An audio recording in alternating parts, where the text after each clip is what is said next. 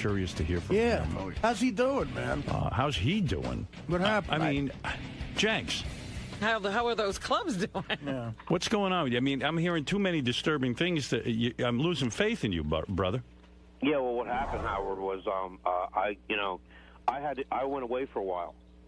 What do you mean you went away? Here's the story. Captain Jenks has the whole story. Well, let me first just update people because they might not know what they're doing. Captain Jenks, of course, is the phony phone call guy. You know, we like him and all that. He's been making phony phone calls for years, and we play him here on the show.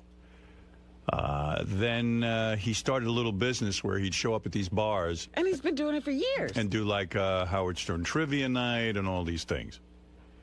So around Philly. He would sign contracts with these bars. Next thing I know, the guy has stiffed about 20 bars, I don't know, 10 bars, I don't know how many. Is something going on in his life now? Because he's been doing this for a long time, and we never heard anything bad. So we started, and then all of a sudden. We started to get a lot of letters from bars saying that Captain Jenks was guaranteeing them mentions and guaranteeing them that he's going to show up and do a trivia night, and then they'd give him money, and then he wouldn't show up. Right. Somehow he was getting paid up front. And I refused to believe it. But now I do believe it because I've seen too much evidence against Captain Jenks and gotten too many letters. You've seen the evidence. Yeah, Jenks. I mean, really. I mean, I don't know what to tell you, pal, but that's not cool. What happened, Howard, was it was basically a situation where, I was chugging along. I mean, but I also had addiction problems.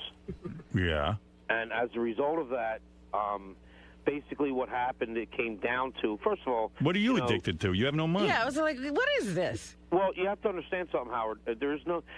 I have my preference, you know what I'm saying, but it wasn't about preference. If you have an addiction problem... Jenks, you're being very cryptic. What are you addicted to?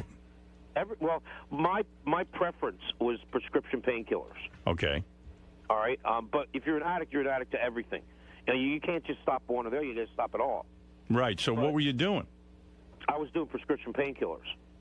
Okay. But you said you were doing it all. So what else were you doing?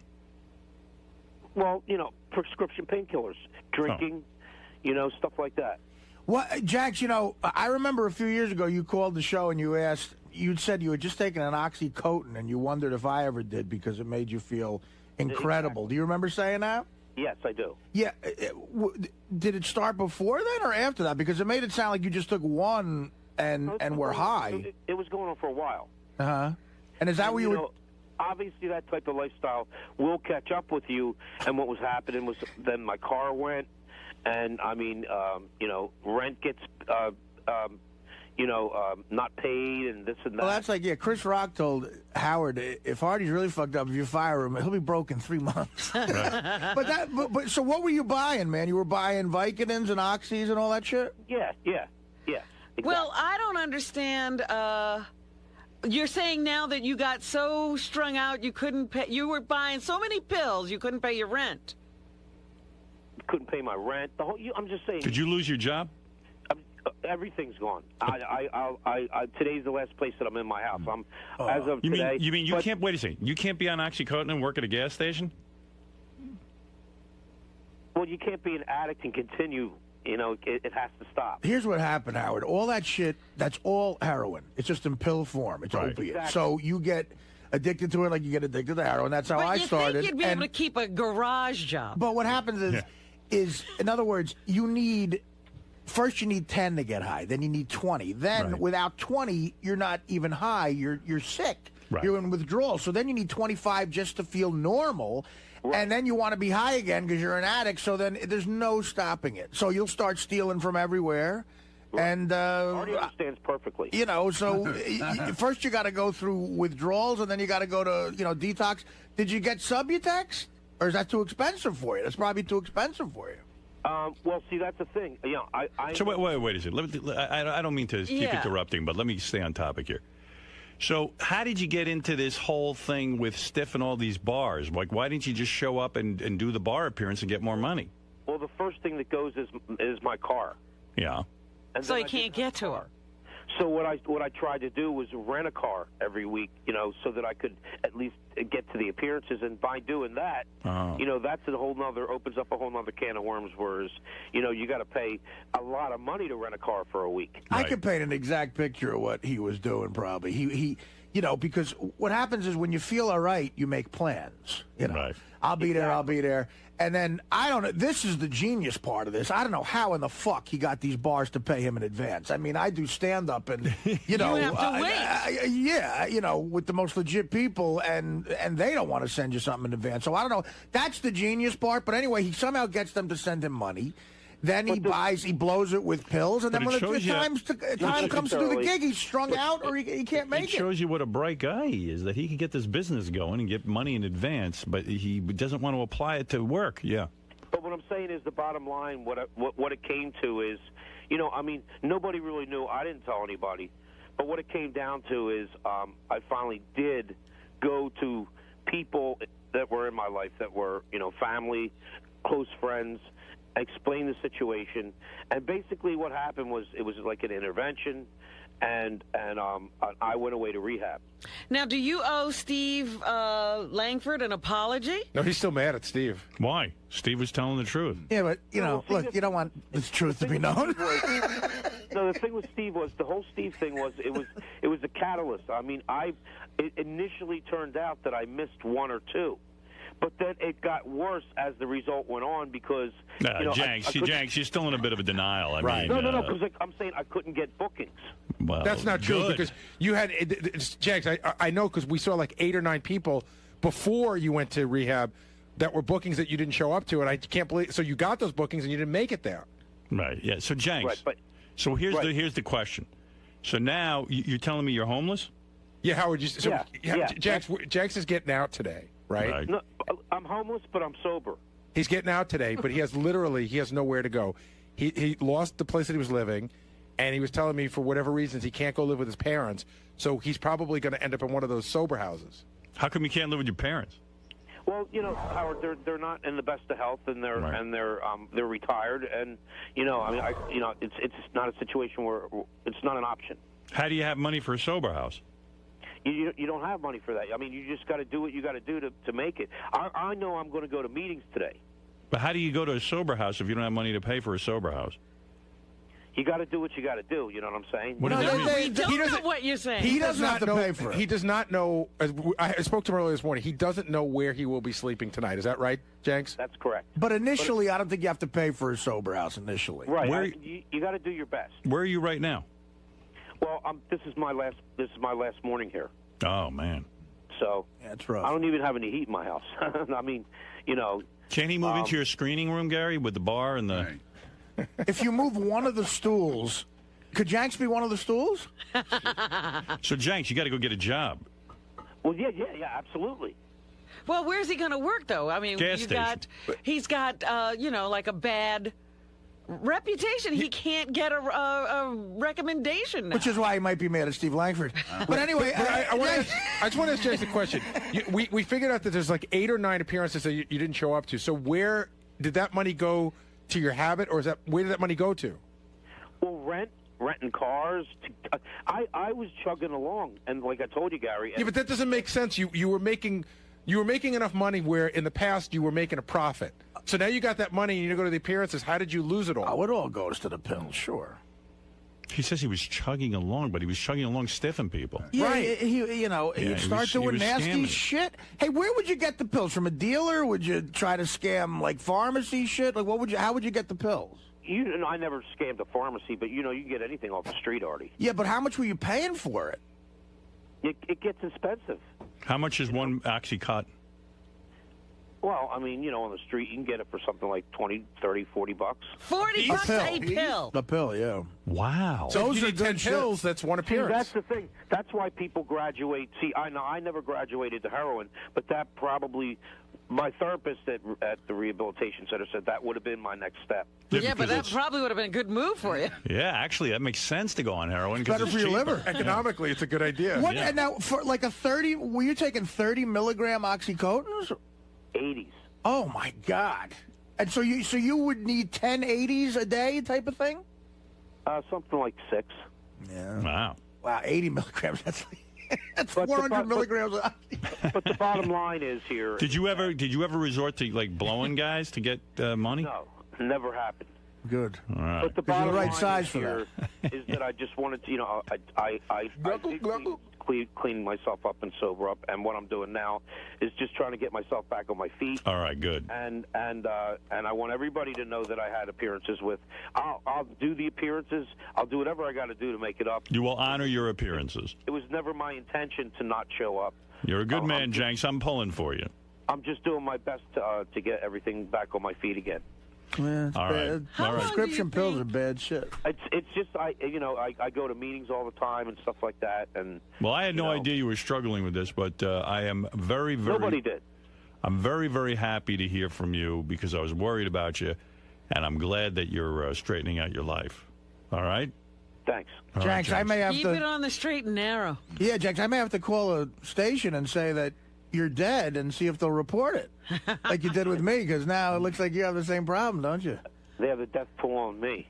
Jenks is a good guy. I can relate what you were going through by listening to, you know what I'm saying? Well, thank you for relating to it back then by calling a news station and saying I'm dead. I never did that. It sounds to me like Jenks has hit rock bottom. Exactly. This is what they call it, Howard. Yes, when you've lost everything, that's a bottom. No. Blowing a guy, that's going to be rock bottom, and he says he hasn't done that. With Jenks, now he's going to be on the comeback trail. I hope when he hits the heights again, when he's on top like he used to be. When Doesn't he was working, need to celebrate. When he was working at the gas station and making these bar appearances, I hope when he hits the heights again, he doesn't let this get to his head. Because remember, there was never a gas station.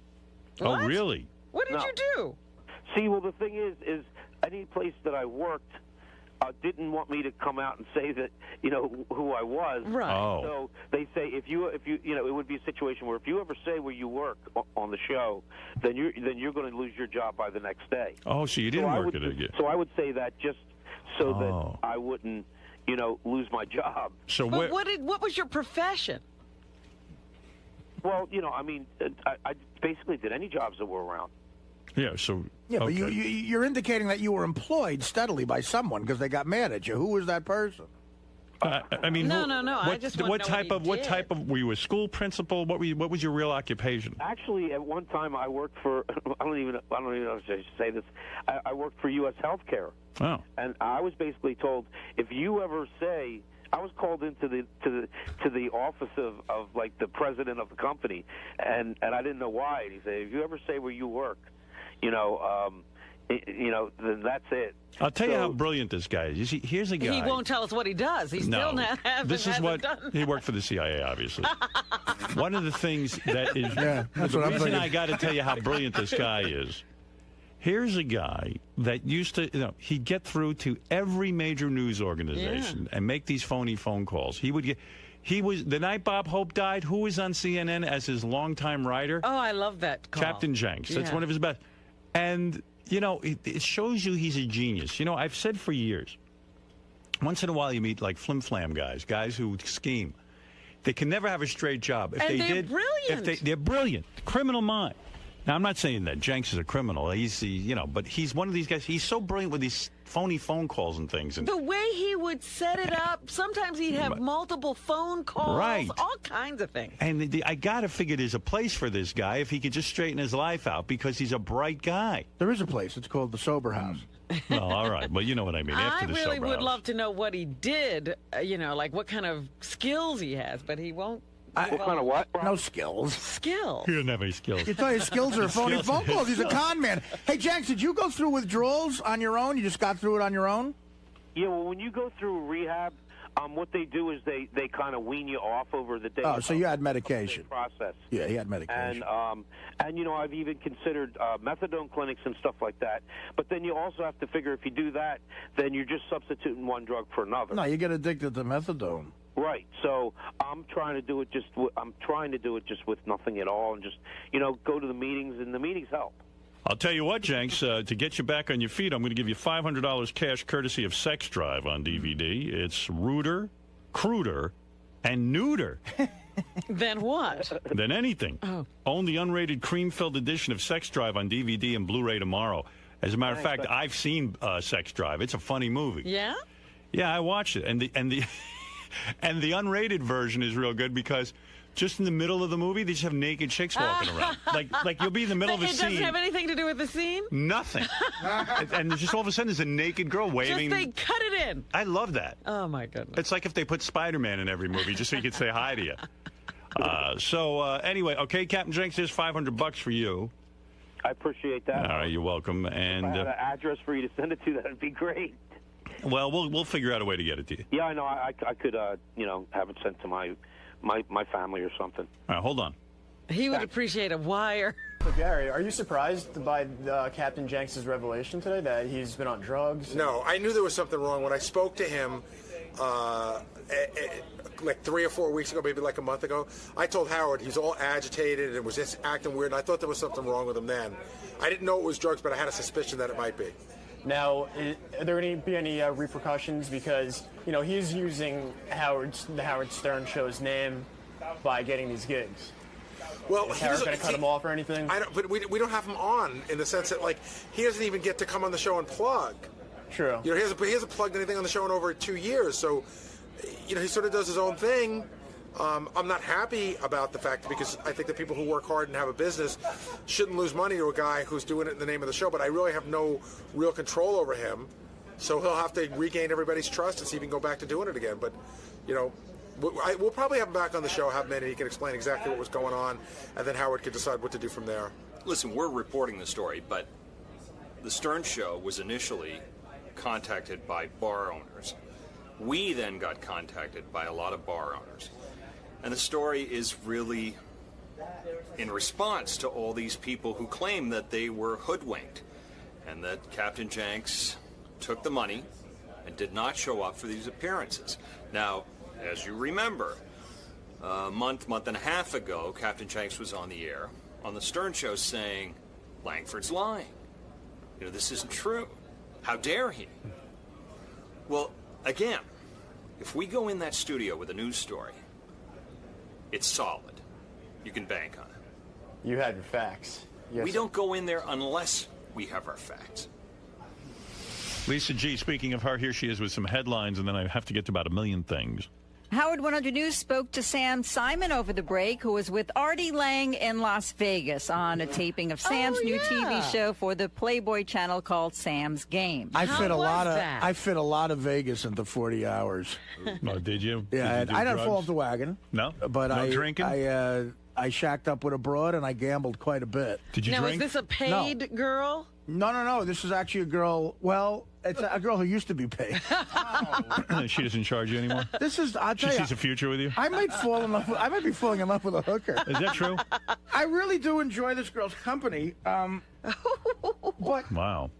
You know what? I'm going to tell you something. She's a real person. I'm going to tell you something. A lot of people think whores aren't real people. Can I tell you something? I know a couple of very famous people. I've heard about this. Yeah. And I've met them.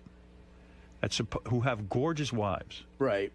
Who supposedly they were call girls. And and girls that you would high priced. I know escorts. I know a couple of names of celebrities that would blow your mind. Yeah, chicks. You too, right? Really? No, girls who work call girls. I don't know if they're married. You're right. They're celebrities in their own right now. Right. And what I'm telling you is, I know of guys who are famous who have hot wives. Right. They married their call girl, their escort. Right. What they do is they sort of clean up their background. They don't, they don't ever mention it. They get the police records. Well, I fucked that over already. Yeah, you fucked that up. But the fact of the matter is, it's not the most unheard of thing. I don't think it's happening. She has kids, and she lives in all the way across the country. But I do it. Listen, but you want a family. I care for this. You girl. tell me you don't have to pay her at all. Did you give her gifts? No, do you ever say to her? I don't have to do anything. No. But do you end up giving her something anyway? Not this time. Right. That was down money. But if I win money, I'll give her something, like a dealer. Right, a tip. Like a blackjack good luck dealer. tip. No, I never cash anymore. That's a little gauche. So you went to Vegas. You went out to Vegas. Sam Simon has a new TV show where he gambles, plays cards, and you sat at the table with Norm and a couple other guys. Right. Okay. It was me. It was Norm. It was David Tell. It was Jeff Ross, and it was Playboy Playmates. I sat next to most of the time. I sat next to Brandy Roderick, who is gorgeous, the hottest chick I think I've ever seen in my life. Now, what's she doing? Is she playing? She's playing poker. She can play. So, but here's the funny thing about... What does she wear when she plays poker? She's wearing this, like, sequin-looking top and real tight black pants. And then they had all these I got 3 phone numbers of Playboy chicks who were serving us. You mean... Like bunnies?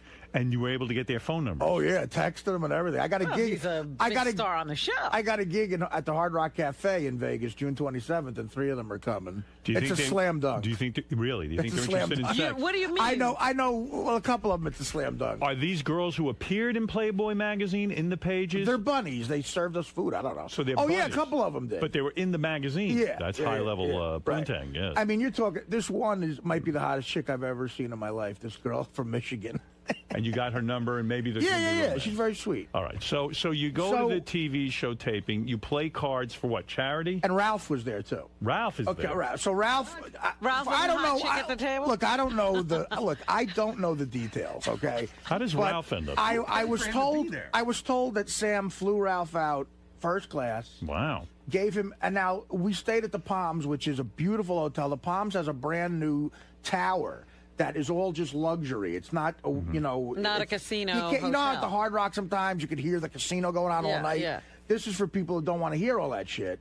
So they put Norm and Attell and myself and Ralph up in these, huge suites. I had a view of the whole city. It was gorgeous. Right. And Ralph had a nice suite as well.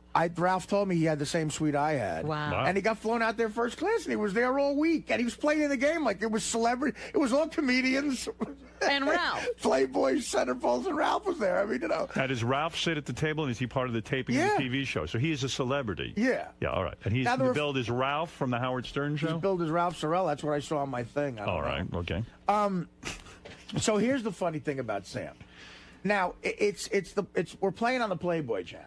Okay. Okay, so it's a TV show. And all of us, like I said, exactly what you just said. It's for charity, right? Or whatever, or just for fun and stuff. Dave Attell thought that too. Sure. So at the end of one round of play, I wasn't here for this round. Attell lost $1,000 or whatever. Okay. So at the end, some guy comes up to Attell and says, "So you owe Sam $1,000." What? Wait a minute. Are you serious? You're doing Sam a favor. You're doing his TV show. Right, but if you lose money to him, he could lose money to you, and you could lose money to him. But Sam is billed as a professional poker player, as is Norm Macdonald. Right. So there would be an advantage there. And there's also professional. Jennifer Tilly played, too. And she's a pro. And her husband, Phil, this guy who's a pro. You mean to tell me Dave loses $1,000 and they say you owe Sam $1,000? It gets so much better. Okay. So the next day, now I'm playing with Attell, okay? Yeah. And Attell goes, "Did you know this isn't for charity? Like I owe Sam $1,000." And I went, you know what? Knowing Sam, that doesn't surprise me, but I would have had to been told that it's for charity. Yeah. Because they give you $500 to start. Okay. That's your money. Right. And you also get paid $1,600 for being on the show. Oh, okay. So Attell is working for nothing. But Sam knows. The kind of people he's with. So, but like we told Norm and you, if you want more than $500, Sam will loan it to you. Loan it to you. Right, and then of course, if you lose. What's the interest rate on that? There's no interest rate, but if you lose more than what you borrowed, you owe him that money. Well, if he is a supposed expert player, he's a professional. If he's a professional poker player, why would I want to go on his TV show, help him out, and lose money to him, and lose money to him? Degenerate gambler. Yeah, I guess so. So this is what happened. So I said, "How much you giving me?" $500. I said, "Well, I need way more than that." Sure. I said, "Give me $5,000." So the guy immediately, like a loan shark, goes, "Absolutely." Sign Artie up for $5,000. He gives me $5,000 in chips. Now, the start of the TV show that has me and Attell and Norm at it, Sam opens the show by completely humiliating Attell and going, "Listen, on camera, Dave didn't know that he really owes me money, so Dave has to give me $1,000 and then we'll start." So now Attell on the TV show is taking out his wallet. Dave doesn't have $1,000. Well, Attell's got the money, but he says, "Thanks, Sam. Well, I don't know if we're going to do this on the air." So he takes the money out of his wallet. He gives the guy, Sam's producer / bitch, I don't know, gives the guy the money, and then Attell buys in for another $1,000. Me and Norm each buy in for $5,000. Oh, my God. So now here's the rub here that I get pissed off with. It's also a TV show. Sure. Okay, so now Sam, Norm, myself, and Attell are all at the table. Sam wants the show to be funny, okay? Right. So there's also 2 Playboy playmates there. So now who do you think the funny falls on there? You. Right, of course. And Me and Norm, right. But Sam and Norm are such like crazy card players. They're concentrating on the game. They're not being funny. Okay, so now me and Attell are looking at each other. Every time I started making jokes, you know, and like I would throw in like when I didn't really have a good hand to be funny and stuff, and I was doing shit that I thought would be entertaining. Right. But at the end, you lose money, and it's like, okay, you're being funny. Sam wasn't being funny. Right. He was making money. Right. He was making money, I guess.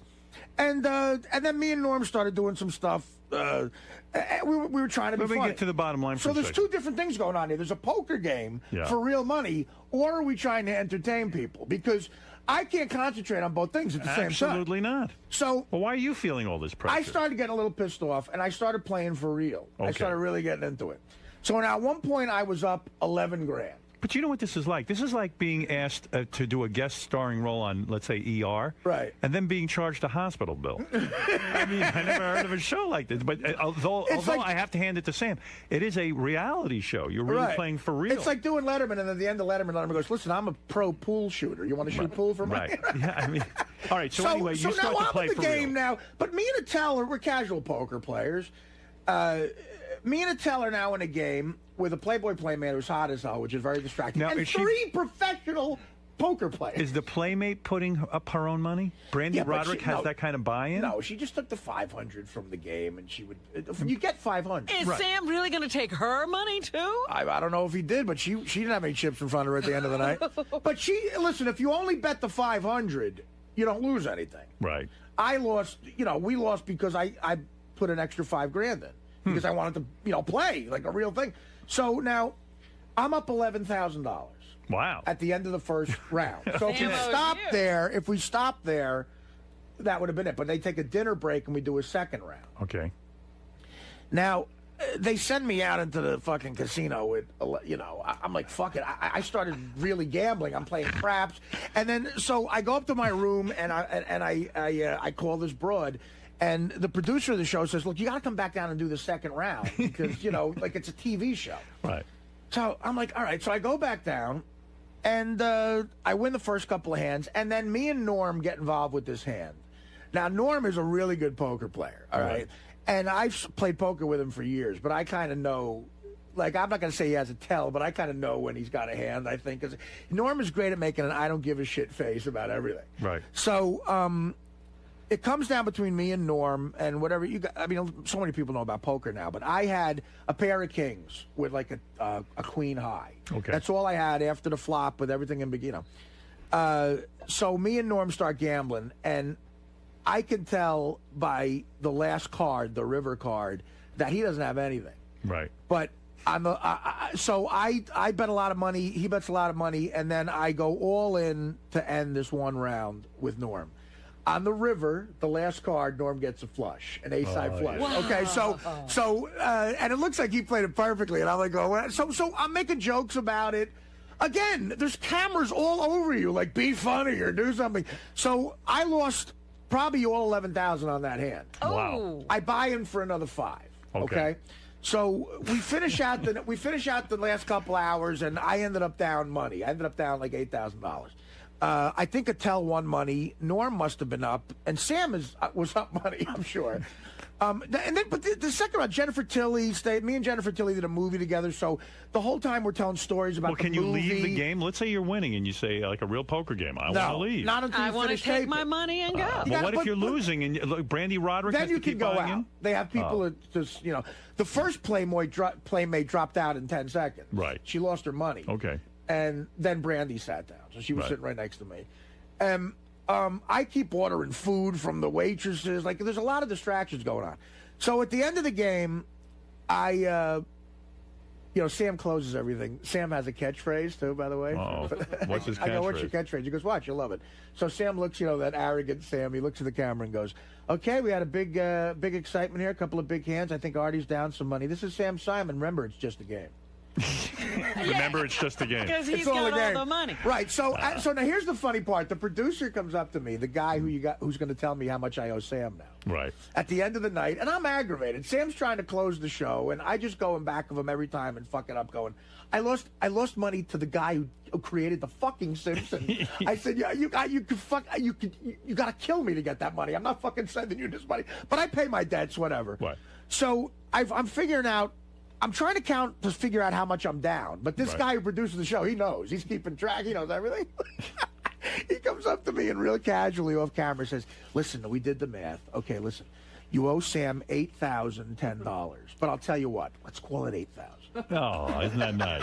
He's going to throw in the 10. He lets you go the 10? $8,010. And then he goes, but I'll tell you what. Let's call it $8,000. You know what? That's a mensch. So now I leave the table. I owe Sam $8,000. Right. I go up to him, and Sam comes to me and goes, thank you so much for doing this. Because, look, we had a vacation. Vegas is fun. Right. But I had stand-up the weekend before and the weekend after vacation. I might have done something else. Right. You know? Right. And besides lose $8,000 to Sam. There's a broad I'm kind of seeing. I might have went to, like, I don't know. I was thinking about take her on vacation. Oh, yeah, something like that. So I'm not seeing this bro. We're committed. So what did you do? Did you write him a check for $8,000? So I go up to Sam and I say, listen, it was great being here. He goes, thank you so much. It was a big favor. I know you're on vacation, blah, blah, blah. And I say, yeah, Sam, no, don't worry about it.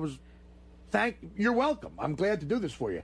So where do I send the $8,000 I owe you? So have you paid him yet? Maybe Sam was going to go, come on, it's a TV show. You help me out here. You're on the show. Sam goes, I don't mail me a check. Mail me a check. Yeah. That's good. But wait a minute, so... What a story. I want to know if Ralph loses money if he's got to pay Sam. If that fucker ain't paying Sam, I ain't paying Sam. Yeah, because you don't get the $1,600. No, I do. They send me that's union shit. Then you have to send it right back. Well, no, I get a check like if I appeared on a TV show, that gets sent to my accountant, the $1,600. But I got to send of my own personal money, $8Gs to Sam. That's what I'm saying. You worked for nothing. Dominic, you're worked for nothing. It cost me $6Gs. Dominic Barber. I don't get something, Artie. How can a private individual lend money to people in Las Vegas to gamble? It's against the law. You can't. No. Sam, you don't understand. It's like the guy said, how much do you want from, like, Sam's game? The show. The casino was loaning me the money. But when we sit down at the table, it's legal to gamble. In Las Vegas, we were gambling. We were playing poker. Who are you mailing the $8,000 to? The game. The show. Not to the casino. No. I don't know. I'm mailing it to the show or the casino. I don't know. One of the two. I'm not mailing it to Sam personally, but I lost money to the show. I lost money to something. I guess I lost money to the casino. I think you realize that that's, of course, not legal to have a show where they lend you money and you pay them back. He's saying that they do it through the casino. No, Sam. Dominic. They said to me, the casino can front you money if you want. Right. And I got fronted money. That's what I did. It sounds like it couldn't possibly be legal to even have a show that lends you money that you then pay. Hey, is the $8,000? I got $5,000. I'm sure whatever they're doing, they've looked into. I got $5,000 in chips from the show. They made up chips. They were Palms chips. We were playing at the Palms. So I don't know what kind of deal. I don't know what kind of deal they have. All I know is I taped a TV show and I lost $8,000. But no individual can open up in a casino their own gambling casino or bet. Dominic, it's obvious they're playing at a casino. Right. Yeah, we're saying we're in the Hef Suite at the casino. Yeah. And that you're getting it's the same when you get a marker from a casino.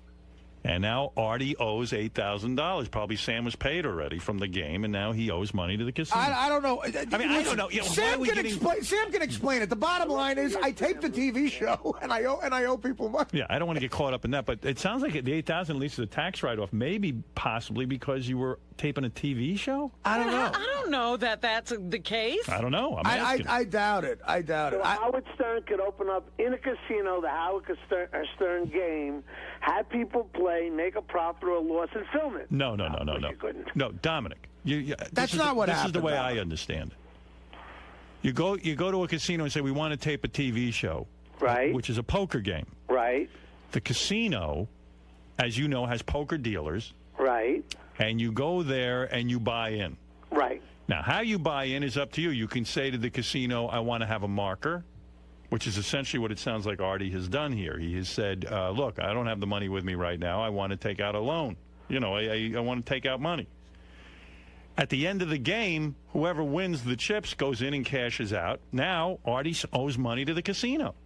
That's how it works in it. You can go anywhere in a casino in Vegas and play poker. Listen, here's the thing. Sam might have been doing this for charity, but we weren't told that. Sam is a very charitable guy. Right. And I'm sure that's what he was doing. But my point is, it wasn't, to me and Dave Attell, it was obviously, it wasn't made clear what was happening, that we're playing with real money. But once it was made clear, you bought in anyway. Of course. I mean, right. you know, but listen. Well, he's there with a camera in front of him. He can't look like I'm in Las Vegas. There's hot chicks around. I'm shaking.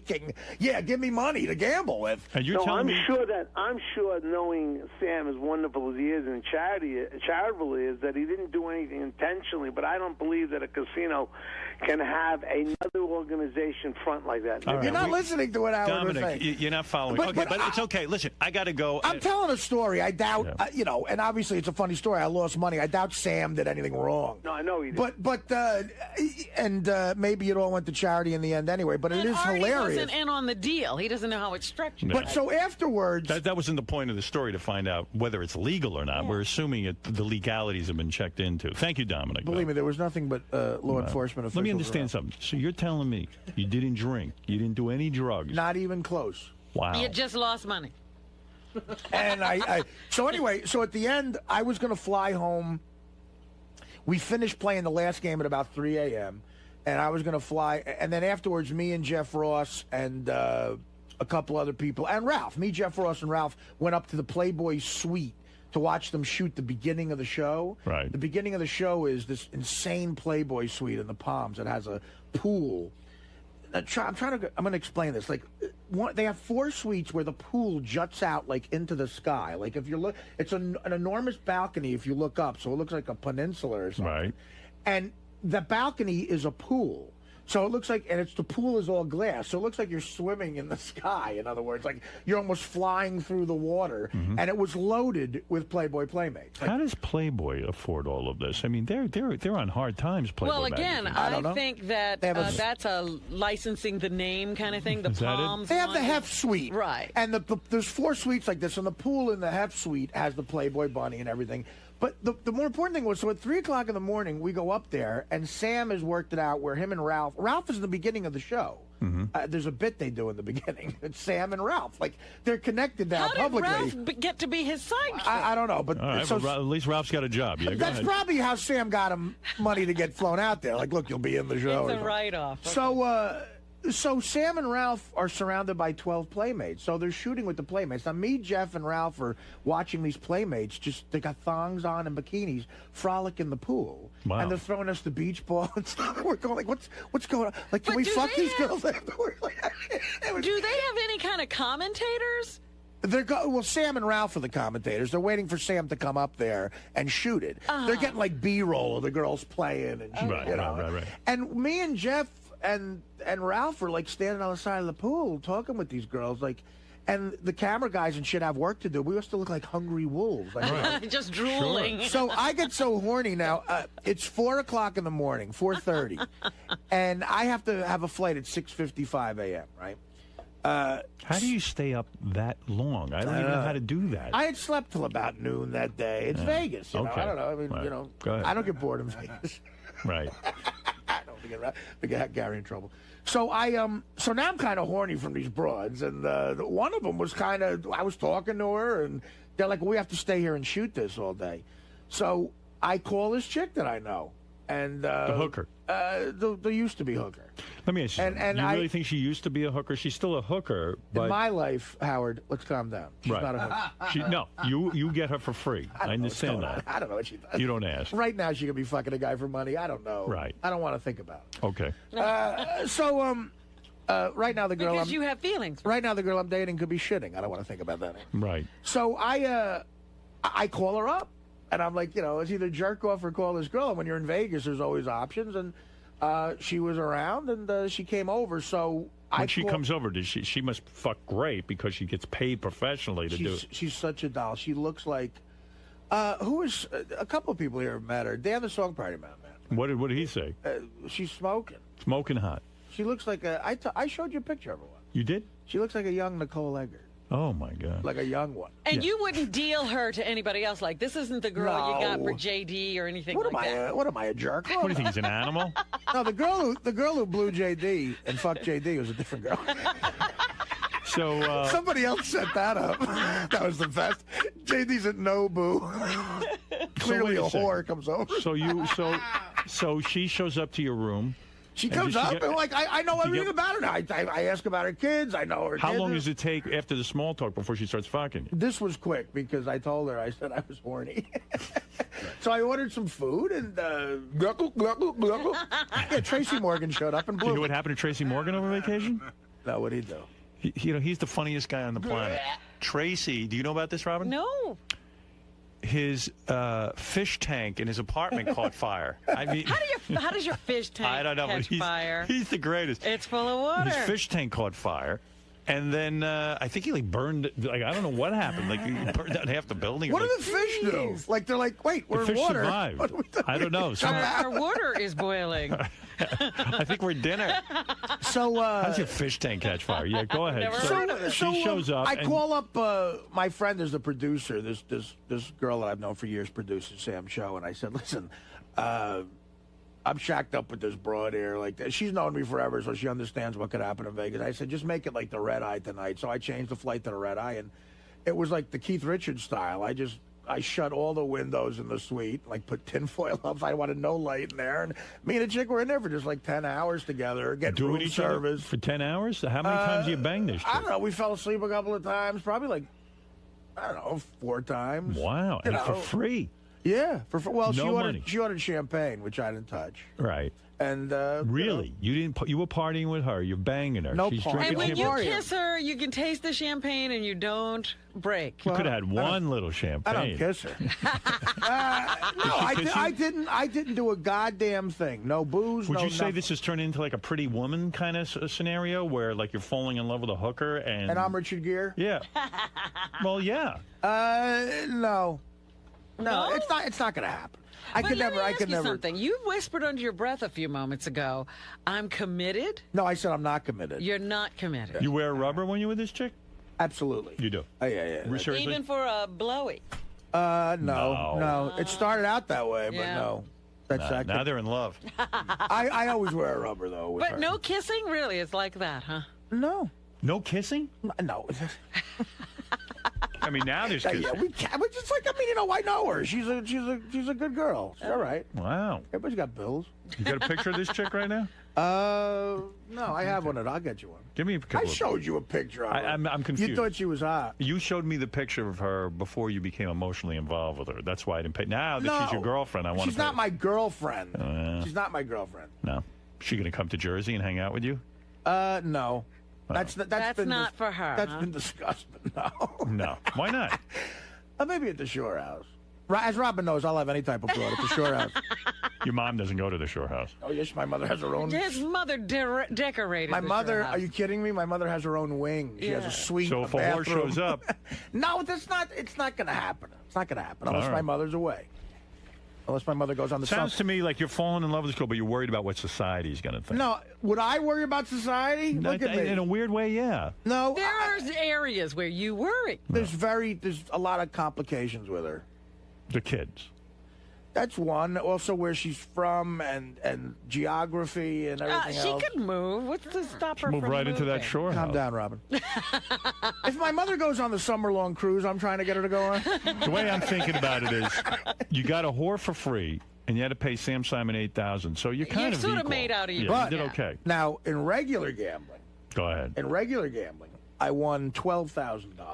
All right, so you really won $4,000 is what you're saying. With the 1,600, so if you count the 1,600, the game, the 2, and the 500, if you want to get really cool with the math. And the 10, even count the $10. Little over 6 G's. 6 G's you won. Up. Okay, so thank goodness you for your regular gambling. Yeah, and again, Sam, of course, will get on here and give his story, but Dave Attell knows that in the beginning he didn't know, and I didn't know for sure. Yeah, but that's kind of a screwy thing. I think from my calculations, Attell ended up some money, and I bet Norm and Sam are up a shitload of money. They just want to take money from their friends. Did you get worked by Sam Simon? Did I get what? Worked by Sam Simon. My lawyer said I can't discuss this right now. Why not? No, I don't know. I think Sam. I think what we're looking at here is Sam stole money from me to give to charity. It's like Peter Pan or Robin.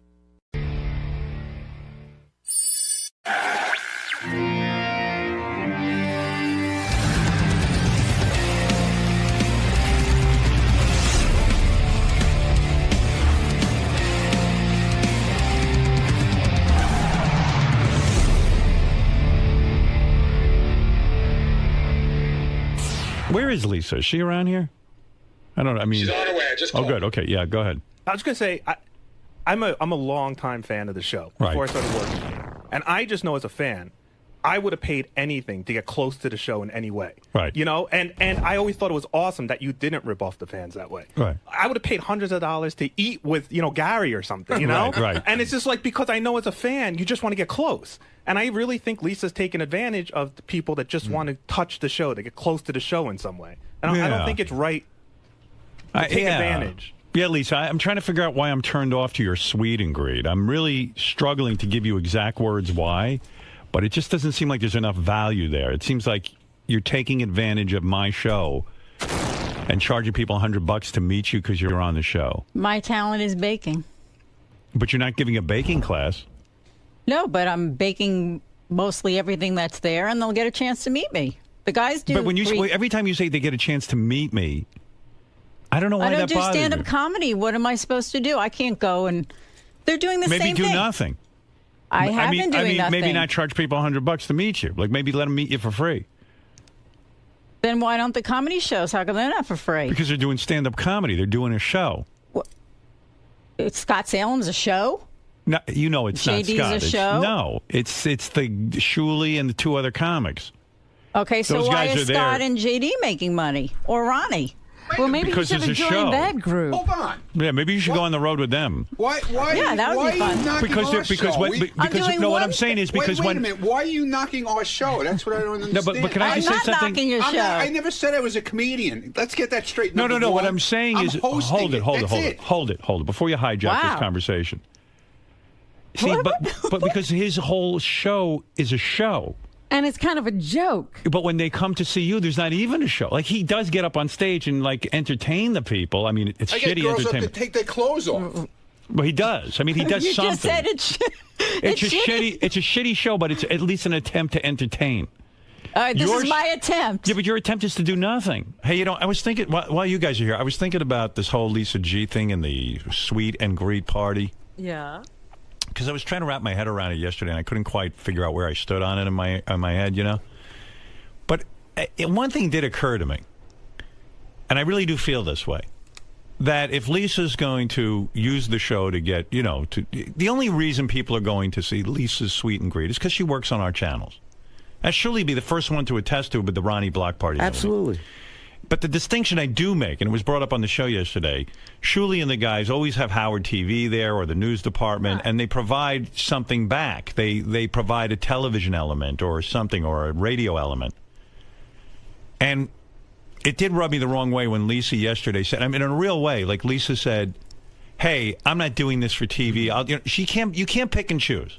If you want to come on the air and you want to promote your sweet and greed or whatever you're up to, don't tell me the quid pro quo isn't there where you're going to provide some kind of entertainment for us. Right. And this idea that I don't know if the fans want to be on TV. What fans don't want to be on TV? They all have Howard TV. Yeah. They're all dying to be on there. Yeah, and if they don't want to be, then don't use my fans. So here's my ruling on this. I guess I'm okay if Lisa wants to charge $100 for people to see her, or Shuli wants to charge it. But don't sit there and tell me you're not going to be on Howard TV. Then if you're going to be now a performer and you're going to use my audience to show up at stuff, then you got to play ball. That's it. I really do feel that way. That ain't right. There are times I told Doug, give me a camera, one of the small ones. I'll film stuff while we're on the road. After shows, I'm going around interviewing the guys and fans, with my recorder. And if Lisa doesn't want to do that, that's fine. But don't bring it up on the air that you're doing Sweet and Greet, and don't use the airwaves for that. Because if these it's are my a private, airwaves. personal thing, right. Don't use this show to promote it. Right. I really do feel that way, and not just for Lisa, but for everybody. And one thing I will say about Benji. Benji lets me come and videotape him and his girlfriend singing. And that's some of the funniest shows on Howard TV. And I hate being on TV. What? I hate being on TV. Yeah, and once he started that, I even said, we got to, no, like you didn't want anyone taping in your apartment, but you said, okay, I'm going to do it. Yeah.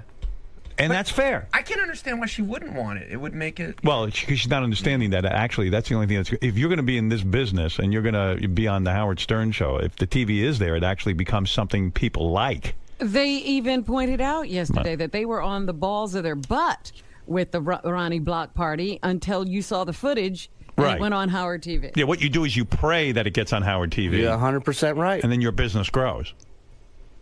So anyway, that's my ruling on all of this. If you've got restrictions and I've got restrictions, don't bring it up on the air. Don't mention it on Howard Stern Radio, Howard Stern TV, because to me it's all Howard Stern everything.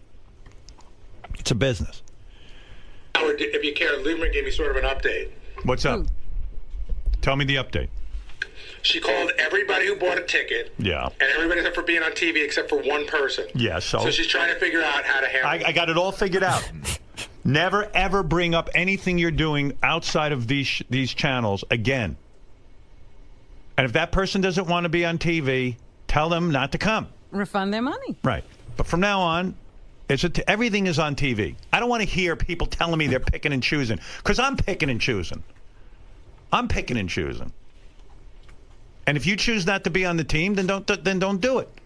And listen, Lisa does a fine job and everything, and I would never ask her to be on TV if she's just doing it. But if you're going to start using the airwaves to promote events and use my audience, then you've got to give something back. That's how I feel. What do you think of that, Doug? Your Honor, I think it's a great decision. Right. That's why I'm America's judge. That's right. What is your ruling, Your Honor, on her appearing on Howard TV for interviews, like the behind-the-scenes shows? Sometimes she's involved, like when we go out with Benji with the Anthony Weiner press conference. Right. We did a behind-the-scenes show on that, and she was a big part of that, but she refused to be interviewed. What is your ruling on that? She refused to be interviewed without payment. That's ridiculous. I agree. This is all... Listen, it's like I explained the other day. What do you think we're doing here? Howard TV, to me, is no different than Sirius Radio. It's all the same. It's all promotion and promoting. It's the same thing if I said to her when she interviews me, Lisa, I can't be interviewed for Howard 100 News. I need to be paid for this. It's a thought that would never, that's ever psychology. cross ahead. If Doug Goodstein, every time we ask him to be on the air, and says I demand payment, I'm fucked. Then I got to get rid of Doug Goodstein. But you know what? When I went to Peru, Howard, I went to Doug and I said, give me a camera. Maybe some interesting stuff will come out of this. This is my own personal vacation. Right. But I just decided, hey, let everybody in on this. Thank God you did. And it was fabulous. Yeah. And my point is, if you're going to, listen, you can't pick and choose how you're going to use the Howard Stern show. This ain't a Chinese food menu. We're all in this. And it's one thing if Lisa wants to work in the news department, not promote anything and this and that, the other. That's one thing. But don't tell me you're not going to allow a camera, and then I'm not going to allow you to use my airwaves. All of this stuff is good to us. We should be good to it. And it just doesn't go for Lisa. I mean, for everybody. It's the way it is. She also buried herself for if there is something after this. She said she works for SiriusXM, so when everyone moves on, she must stay here. Yeah, but what happens... She's not a part of the team. Right, right, exactly. And what happens if you start saying, well, I work for Howard TV. I'm not talking to Howard 100 News. Well, it would never happen. No, I know, because you're not that kind of guy. Right. No one is around here except her. It's all fun. Yeah. No one's ever... I've been here 18 years. No one's ever... We've never had someone split hairs like this, ever. Like it's just not in anyone's well, I was head. thinking about it, and that's what I think was bothering me about it. There's a lot of, this place is a lot of turmoil. Really? Oh, yeah? Oh, yeah. I mean, everyone. The wrap-up show was like, it was 15 guys in there just ready to unload on her Well, yesterday. listen. And no one wants to be mean and make her cry, but it seems, I think the thing that's frustrating the most is that she doesn't seem to get it. And it's just like tunnel vision. It's like she sees it her way and we're all idiots. Well, I see it my way. Well, you're right. It's your show. You're the boss. How she feels about this ruling. But I mean, if anybody else, well, it's a clear ruling, Robin. I'm saying, look, anybody who wants to use these airwaves, the Howard Stern Show airwaves, you can't pick and choose how you want to use them. Yeah. If you want to start a side business off of me, because this is my audience, this is the way I look at it. You want to start a side business off of me? You want to sell something? All right, I'm open to it. But don't tell me that I can't bring a camera there. Fine, you don't want to bring a camera, then don't use the airwaves to promote it. That's how I feel. I mean, two-way street. Yeah, you can't choose how you're going to use me. I'm telling you the rules. These are the rules. The judge has spoken. Tell your mother, Shuli, and ask her a review. Ask her to review it. It's a package deal. You can't. It's a package. Now you said something meaningful. Thank you. Package deal. That's a good term. I like that. Good for you, Shuli. And if Lisa wants clarification, or anybody else around here wants clarification, come see me. Right now. Right now is the chance to talk about it. Right, Doug? Absolutely. I mean, there's times when people don't want things on camera. Of course, we respect that always. Right. But to just shut it down is just unacceptable. Yes.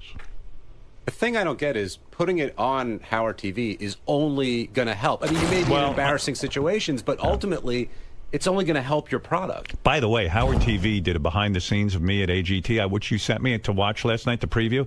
I thought you guys did a great job. Yeah, it was a lot of footage. The guys did a good job for sure. Good job on that. And then you sent me something else that was kind of fun, too. Medicated Pete? Medicated Pete on Rachel Fine. Holy shit. Yeah? Is that for real?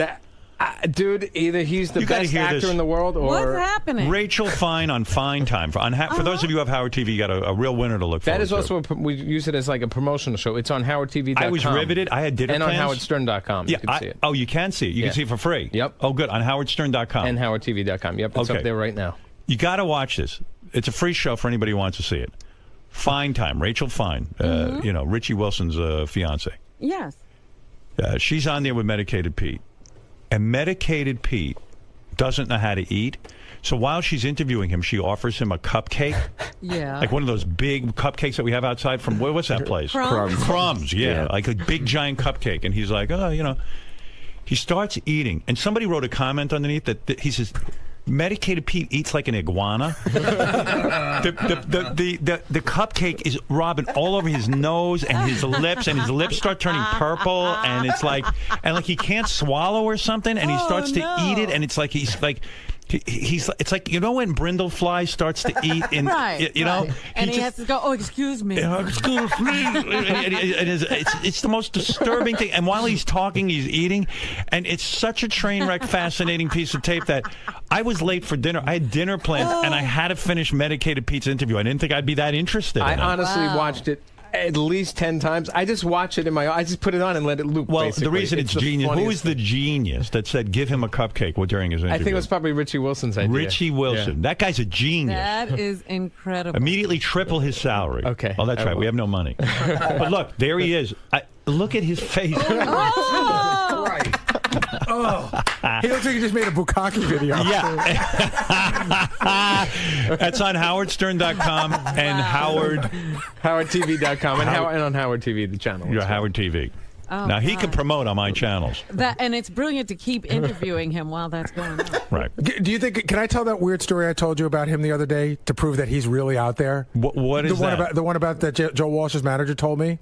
Oh, yeah, go ahead. This is good. So I think the James Gang was playing down in Red Bank. Right. And Joe Walsh's manager, Smokey's a huge fan of the show, and so is one of the guys that runs the road crew. Right. So they're driving around Red Bank, and one of the guys goes, holy shit, that's Medicated Pete. So they pull the car over, and they go to Pete, get in the fucking car. And Just Pete like that, right? Get in the fucking car. Yeah, and so Pete gets in, and they go, you're going to be roadie for a day. Pete doesn't know who these people are. He doesn't know. He gets in the car. He gets in the car with complete strangers. Right. They bring him to the gig. And a couple people are like, oh, my God, it's Medicated Pete. They're taking pictures. And he goes, all right, cut the shit. Go grab that box. And they made him work the whole day. Right. He's like, you're roadie for a day. But Pete just got into a stranger's car. Wow. He is weird. And the weirdest part is that was a year and a half ago, and he's been here 3 times, and he's never told us that story. Yeah, how weird is that? Like something cool happened to him, and he doesn't even talk about it. Never even mentions it. Yeah. I have a feeling that happens to Pete a lot. Like People just grab him? Yeah, like he just gets into random cars. Like sometimes he's raped, sometimes he's, who knows? Sometimes he never tells you any of sometimes he's a huge rock star's roadie. It's just whatever happens to him for the day is the day. And he's somehow still alive. It's too much. I brought him to a gig once that I did in Jersey. How'd that go? He comes to my room before the gig to get ready, and he goes to the bathroom to wash his hands, and apparently he washes his hands for like 15 minutes. Oh, he's got that, huh? So, because when I walk in, there's a lake in the bathroom, like just a huge flood of water. He's all sloppy. And he's up on stage, singing Purple Rain with wet spots all over his shirt and pants. But you know what's weird about him? Like, he's probably been to the White House. Like, we don't even know it. Yeah, he's met Obama. He was probably at the the Queen's Jubilee celebration. He's like Zelig. Yeah, he shows in all up. These historic spots and nobody knows. Forrest Gump. All right. Well, anyway, there's my ruling on all future endeavors from everybody. Okay? I hope we all know. I know. All right. You know what I'm saying? What? I'm just nervous, man, because kind of makes everybody kind of. You don't want to have Lisa send me over the edge, and then I'll stop all the fun. Yeah, because you could be you're well within your right to do that. And right. I think it's fair. It's fair. Doug, do you feel relieved that because you've been holding this back, you've actually been protecting? I never brought this up. Right. I saved her face on this. I was being professional and respectful. I don't know who brought it up. I don't really care.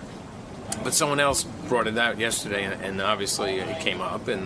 But it wasn't me. I kept professional on this. I did not rat her out. I was going to save it and just not bring it up on air. But it came up, and I feel like the judge has spoken, the boss has spoken. It's crystal clear. There's 50 people up here, 49 get it. So, and you knew Howard would share the same thought process. Like, who has done this? Who would That's like me asking John right now for holding a microphone. Like I said in there, John, pay me. Get this microphone away from me. I want to be paid. I work for Howard TV. This isn't I'm splitting hairs, John. This is Howard TV. I don't work for Sirius XM. Pay me for this, John. Could you pay me? Answer the question. Pay me. No, thank you. Why? Because you work for the channel. You work for Howard. We all work for Howard. Package deal. It's a package deal. Yeah, it's a package deal, of course. So will you cover Lisa's Sweeten Me? Now that's a good question, and I'm going to be hypocritical, potentially, because part of me doesn't want to cover it because I don't want to help her out now. She split hairs and made her feelings known, and it's insulting. And the other part is like, no, I wouldn't do that to the show. I'm going to, if she, God, I can't believe I'm saying this. If she allows us, really, don't exploit and try to sell tickets through the show. No, yeah, we would cover it, sure. And I would be happy to cover for other ones, and hopefully, because I'm a good guy, I'd like to help her out. So if this could help her blow up her business, sure. Do I think it should would I be happier if it all went away? Yeah, probably, that's the truth. But yeah, I'd cover it, and I'd cover subsequent ones as well. It seems, though, there should be no gray area. Howard ordered Lisa to give access to Howard TV. Yeah, this shouldn't be, but we're dealing with Lisa, and Lisa seems to go by her own rules in her own world. So there might be another conversation Howard has to make it even clearer than he just did. That would be my guess. Lisa? Yes? Howard declared you must do interviews with Howard TV and allow Howard TV... No, that's not what he said. He said, if I'm using the air to promote an event, then Howard TV needs to be there, and I agree with him. But Howard did say we're all one team, and he wants you to participate in all Howard TV productions. That's not what he said. But I'm there 100% in the hallways every morning. You're parsing words. You're not. That is what he said. That is not what he said. That's not what I heard. Go back there and ask Gary what he said and Doug what he said. That's what he said. He said that he expects me to... Yes, he says he expects you to do interviews with TV for behind the scenes, and he expects you to do everything just like what he expects everybody to do. Well, then that's what I'll do. If I have time. This comes first. Okay. But you're parsing words. That's all I'm saying. I am not. That's what I heard. Then maybe I missed something, but that's what I thought I heard. I called you last night, Robin. I know, but it was right before AGT, so I figured you'd go into that. I wanted to watch it, so I figured we'd talk today. Yeah. Can't interrupt AGT. Well, it was 20 minutes before AGT. I figured we had some time, but you're right. You need to prepare for AGT. By the time I saw the message, I think it was like 10 minutes before. By the way, how good was AGT last night? It was really good. Yeah, those hour shows fly by. They really do. Yeah, you don't realize when you're sitting inside how much is going on outside of the venue, how much is going on in the wings. I mean, again, I get hung up on I try to remember everything I said because we taped for 4 days straight, like 2 shows a day. In Austin, yeah. Yeah, but I was really pleased with the show last night. I thought it was a real good one. And but speaking of things AGT, how about the guy from the night before who is a war hero and stuttered? Did you read that he is a complete fraud? No. Yeah, like it was a total scam. What's even funnier, in some of the papers it goes, Howard Stern was scammed. Like, not even America's Got Talent. Yeah, like you did all the vetting. Yeah, like I run You're not the show. just sitting there. Yeah, no. Well, first of all, there can't be anything more despicable. There's so much on my mind because I am dying to tell people what happens in Vegas. Not just about this guy, but about a lot of the talent. Uh-huh. All I can say this season on America's Got Talent, if you're following along at home, expect the unexpected on every level. Well, tonight or was it next week they were promoting that something's going to happen that's really shocking.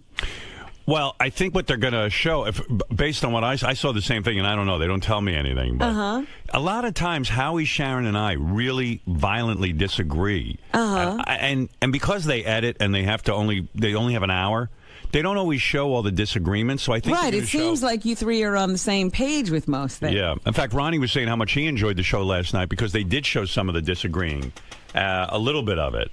And there's one play. I get so mad I eat half of Howie's face off. It's crazy, like full-on cannibalism. But yeah, they sort of indicated that there's a real Howie wants someone to go through, and you're not right. I know. I think happy about that. Yeah, I think I know who it is too, and I was fucking livid. But so I don't know how much they're going to show of it. It's funny, like the things they choose to show too. Like I was doing math at the table. You know when I do math, right, yeah. And I was surprised they showed that. I was glad they showed that, but. Because everyone wanted to know how much time we had left, so I did the math for them. Or how much time per contestant yeah, right. Yeah. I said, let me handle the math. That's my forte. And the show was over. You still had to come up with an answer. And I said, well, here, let me I want to do it on paper so I can show my work to the teacher. Didn't you love that in school when you had to show your work? Absolutely. I was like, I'm in big trouble. I can't just look at somebody's answer on another paper. That was to keep you from cheating. Yeah, it worked. It was really fucked up with them. I don't have any work. My work? I don't know how I got. I took a lucky guess. Does that count? I'm a genius. Yeah, so I don't know. It's like really weird because there were so many arguments when we taped. And sometimes they go to them and sometimes they don't. But maybe next week they're going to show one of them. Yeah, I like that little Snapple room thing, too, where you guys are sitting back there talking about some of the contestants that really impressed you. Yeah, but you know what's crazy? What was going on? What? When we were taping, we would be in the Snapple room for over an hour, at least twice a show. Really? Yeah, and like all it is 3 seconds of the show. It's quick. And I sit there and go, you're kidding me. Trouble is, you can't figure out which 3 seconds they're going to use. Yeah. Yeah, because they cut it up still, and you're jumping around from contestant to contestant. Yeah. I saw one of the contestants last night. I think it was the only person I disagreed with you on the whole time. Yeah. And they didn't even show you voting no. Yeah, did you notice that? Yeah. That was the other thing I was going to say. The girl that sang Blue. Yeah. See, all I can tell you is, by the time we get to Vegas, I'm right about 100% of the time. But in order to show you saying no, that was going to be 3 minutes. Right. It was going to take a long time. That was a big disagreement because on that girl, I didn't think she had the goods. But the only reason I want them to show, because when we get to Vegas, a lot of times I'm proven right. And when she started singing, I said, she's got a nice voice and everything, but she sounds like a million other people. Right. And, by the way, the thing that Howie and I disagreed on, everyone on Twitter agreed with me. That girl is a tremendous singer. The one you picked and said she was unique, she was amazing. Amazing. You talking about the girl and the guy? Yeah.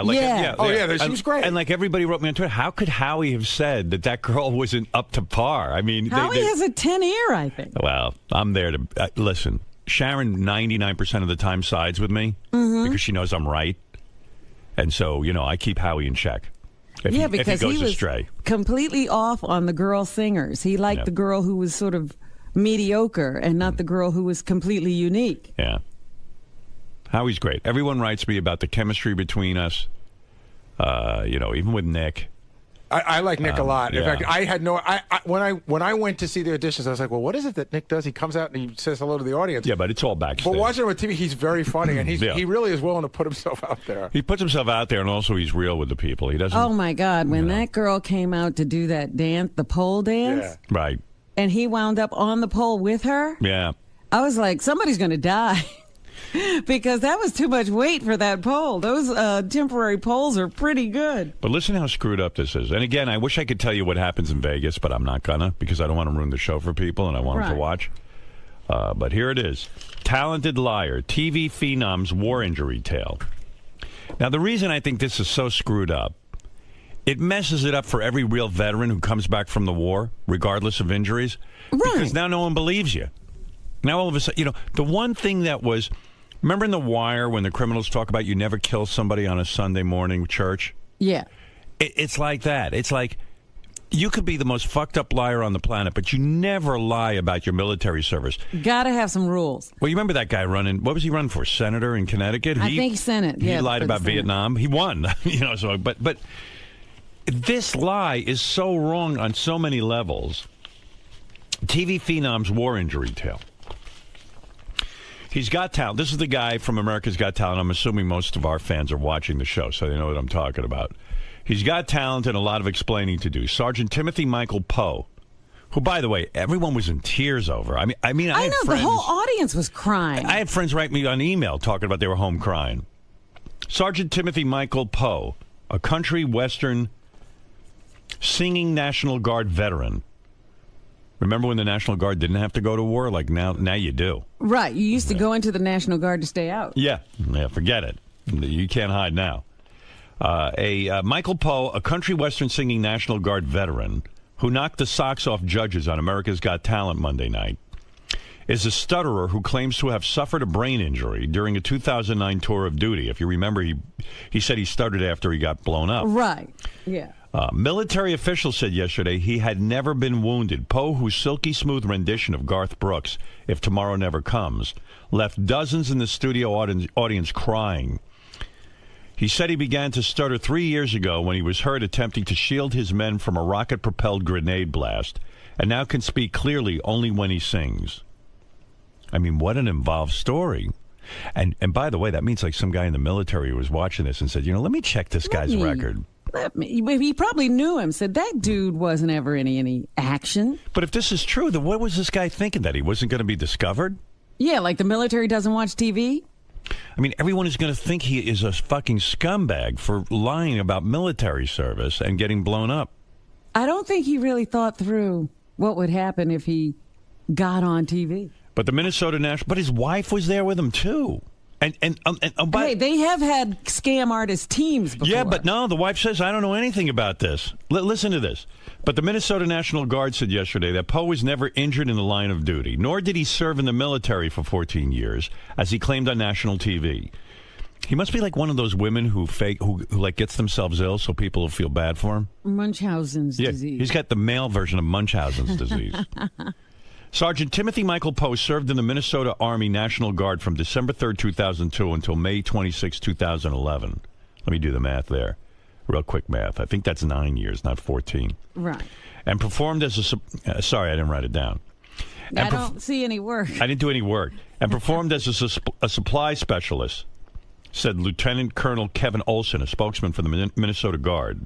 Quote, his military records indicate that he served with the Minnesota National Guard in Kosovo from October 10, 2007 until July 15, 2008, and was deployed to Afghanistan from July 28, 2009 to August 30, 2009. So he did serve, and he was in Afghanistan. Kosovo. No, it says also, he says was deployed to Afghanistan. Oh, okay. From July 28, 2009 to August 30, 2009. I think that's almost like a year. But I'm not sure. I'd have to really put pencil to paper. I'm not keeping No, wait, up. let's see. July 28, 2000, July. Yeah. July, September. No, what comes after July, Robin? August? August. All right. I skipped that. August? That's 1 month. Right. He was there a month. Holy smokes. Not that you can't get hurt in a month. Once you do the math, and, it's complicated math, I'll admit. That's a month. I thought it was 2008 to 2009. It's 2009 to 2009. That's a month. Don't get tricked. That's a trick question, That's right, and he's not telling you what part of the month. It could have been a few weeks. He might have been there a day. Sergeant Poe's official military records do not indicate that he was injured by a grenade in combat while serving in Afghanistan in 2009, as a report said the spokesman. Poe's ex-wife, Kelly Ballard, said she had never heard her former spouse stutter like he did on the show. So it was a fake stutter. Right. Wow. There was no... Well, you notice that when he was talking to Nick said, you got through that whole sentence without a stutter? Yeah, he forgot. Like he forgot. Yeah. Holy mackerel. There was no combat injuries, said Ballard from her Texas home. I think he's developed a feel sorry for me. I feel sorry for me stutter. Oh. Boy, this really sickens me. I know. And not because it happened on America's Got Talent. I mean... In general. Oddly enough, this will probably bring more viewers to America's Got Talent. This is like a full-page ad for the show. So from that aspect, it's good. But for the bad part of it is for military guys who actually serve, and they're walking around with one leg blown off, and then they go and they can't tell their story. Yeah, you go and say, hey, I got my leg blown off with a grenade. Yeah, right. Like the guy in America's Got Talent. There was no combat injuries, said Ballard from her Texas home. I think he developed a feel sorry for me stutter. In a video detailing Poe's backstory filmed in the Austin, Texas auditions from Monday's show, the country singer said that in Afghanistan he volunteered to clear buildings and help rescue wounded people, and one day someone armed with a rocket-propelled grenade launched open fire. How the fuck did he do this? With a straight face. Somebody told him a story, and he decided to make it his own, probably. I saw it coming down, and by the time I turned and went to jump on top of my guys, I yelled grenade, and the blast had hit me, Poe said. You know what's amazing, too? They didn't even show my whole speech to him. I was talking about his service, and... Well, you thanked him. I did, but I did a lot more. They have to edit it down. Thank goodness they didn't show it. And I remember, I thought I was about to lose it and cry for the guy. That's how upset I was for him. Yeah, thank goodness they saved you with their editing. Yeah. I could have looked like a real pussy. I saw it coming down, and by the time I turned and went to jump on top of my guys, like he's a huge hero. Right. I mean, this is a story with nothing but hero smacked all over it. I yelled grenade, and the blast had hit me, Poe said. He claimed that had he not been injured, he might never have discovered his singing voice. Right, because he discovered that with this speech pathologist. Boy, I wish I could tell you what happens in Vegas. I wish they would fast forward on that one. Well, don't, because, right now, as far as we're concerned, he's still in the competition. Oh, yeah, no, he's in. But that's what I'm telling you. We might go to Vegas and fall for it even harder. That's what I'm telling you. Just be prepared. But Ballard said years earlier he was the lead singer in a band called Crawl Space. Show producers said they first learned only yesterday that Poe had been lying. Poe could not be reached for comment yesterday. Yeah, and they actually vet these guys pretty well, I thought. Yeah, he crawled back under his rock, apparently. Oh, my God, I want to interview him so bad. I want to interview this guy so badly. Well, there should be a law that you can't misrepresent your military service. Especially in front of me on America's Got Talent. Yeah, you go to AGT jail. Yeah, there's got to be an AGT jail.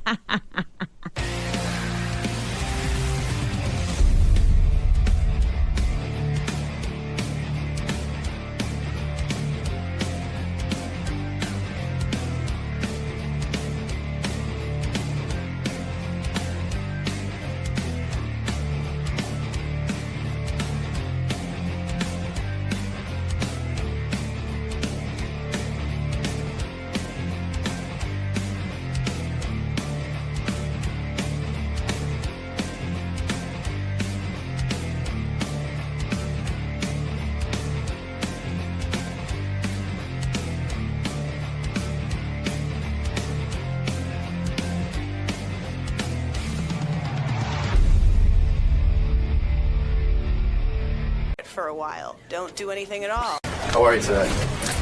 Well, it's early. I didn't go to bed because you can't really get up at, 5 and come here. Right. So I just stayed up. Stayed out? I can handle it. Makes it a late night show. So are you looking forward to speaking with Howard today? Yes, Howard is my mentor, my advisor, my guru. Since Richard Pryor died, he's my guy in show business. Listens to me, cares about me, doesn't ignore me like other people. So he's the one and only for you. Yeah, this is an important day. This is going to set a new course in my life, bring new context to me of people that are going to hear about my ideas, and it'll be a catalyst. Cool. So it's a critical day. A great platform for you. Yeah. All right. Well, good luck with everything. Thank you for the luck. Let me tell you who stopped by. Gallagher. I just saw Gallagher. The comedian. He kills me. He's always got something going on. I thought he retired. No, he ain't retired. There he is. He's got a business suit. He's far from retired. He's an executive now. He's an executive. Gallagher, you look I like... am an executive. You almost look like a Wall Street guy now. I am. I trade stocks all day long. I know as much as all of them combined. I used to see you on TV. You wore a cap and you wore jeans. You were very...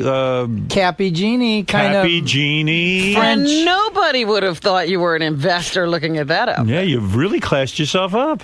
Well, you know, Jim Cramer copies me. You know, Is that right? Sure, he says he's the Gallagher of stocks, and he smashes food. You know, he says when one stock in a segment moves, then the other stocks are going to catch up. So he whacked a bottle of ketchup with a bat. Well, let me tell you, everyone rips you off. That's right. Does Carrot Top rip you off in a sense? I mean, with the props, and then I think he even smashes a watermelon. We had the same manager. You're kidding. He used to came to my show when I was down in Fort Lauderdale. I knew him when he was a teenager. I didn't know he wanted to be me. I just knew he wanted to be a comedian. Did it make you angry? Did you ever say to your manager, "Look, the guy steals my act. What is this? Why are you?" No, he was going at a different audience. He was going for people, teens, silly, like the Conan O'Brien type of rattling laughter. I can never figure out what is funny about Conan. I mean, it's just... Conan O'Brien, you don't feel he's funny? No. Not at all. Terrible. Do you laugh? I don't laugh. Will he let you on the show? Is this a little problem with getting access to the show? Well, I don't think I'd want to be on his show because it's kind of teeny. It seems like it's painful if it's quiet. Who do you like of the late night host? Do you feel Leno is a funny guy? I don't think he knows how to do a monologue like Johnny. You don't walk out and say, well, what was in the paper? You wouldn't walk up to a person and say that, and an audience is just a person. So Johnny'd come out and he'd say, you sound like you're in a good mood tonight. What about this weather? It was sure hot today. Or, you know, he'd talk to you like you were a person. He'd set himself in the space. Well, Jay Leno is talking to you the way he talks to people. Yeah, well, you can't walk up to somebody and say, what I saw in the paper today. Did you happen to read this in the paper? And it's always the same style of joke. It's, here is the facts, and this is the consequence. This is the fact, and this is the consequence. I don't think he's ever written a joke, and I think he hires joke writers and teaches them to do it like he did. I remember when he was working for Jimmy... I can't remember his last name. Walker. Jimmy Walker. That was Walker. Letterman. Yeah. Letterman walked. No, they both did. Did they both? Yeah. I didn't know that. So when you see a guy like Leno so successful, do you say, why didn't Gallagher get the Tonight Show? I know exactly the whole story. You know, I know how he got it, and you know, it's they pick from among the people that are there in Hollywood, right? And that are working the store and the Improv, and you know, and he kind of. Told the agents, the network people, that Letterman was too edgy. I see. He undercut his buddy. Was Leno a good stand-up comic, though? No. No. His show doesn't have any dynamics. It's the same at the end as it is at the beginning, and that you get bored with that. What about Letterman? Is he any better, or is he? No, he wasn't a comedian at all. But I would see him. Hold on a second. Didn't Letterman do stand-up comedy? Yeah, I met him when we were both hiding from the Tonight Show comedians that would go to the hotel next to the Comedy Store.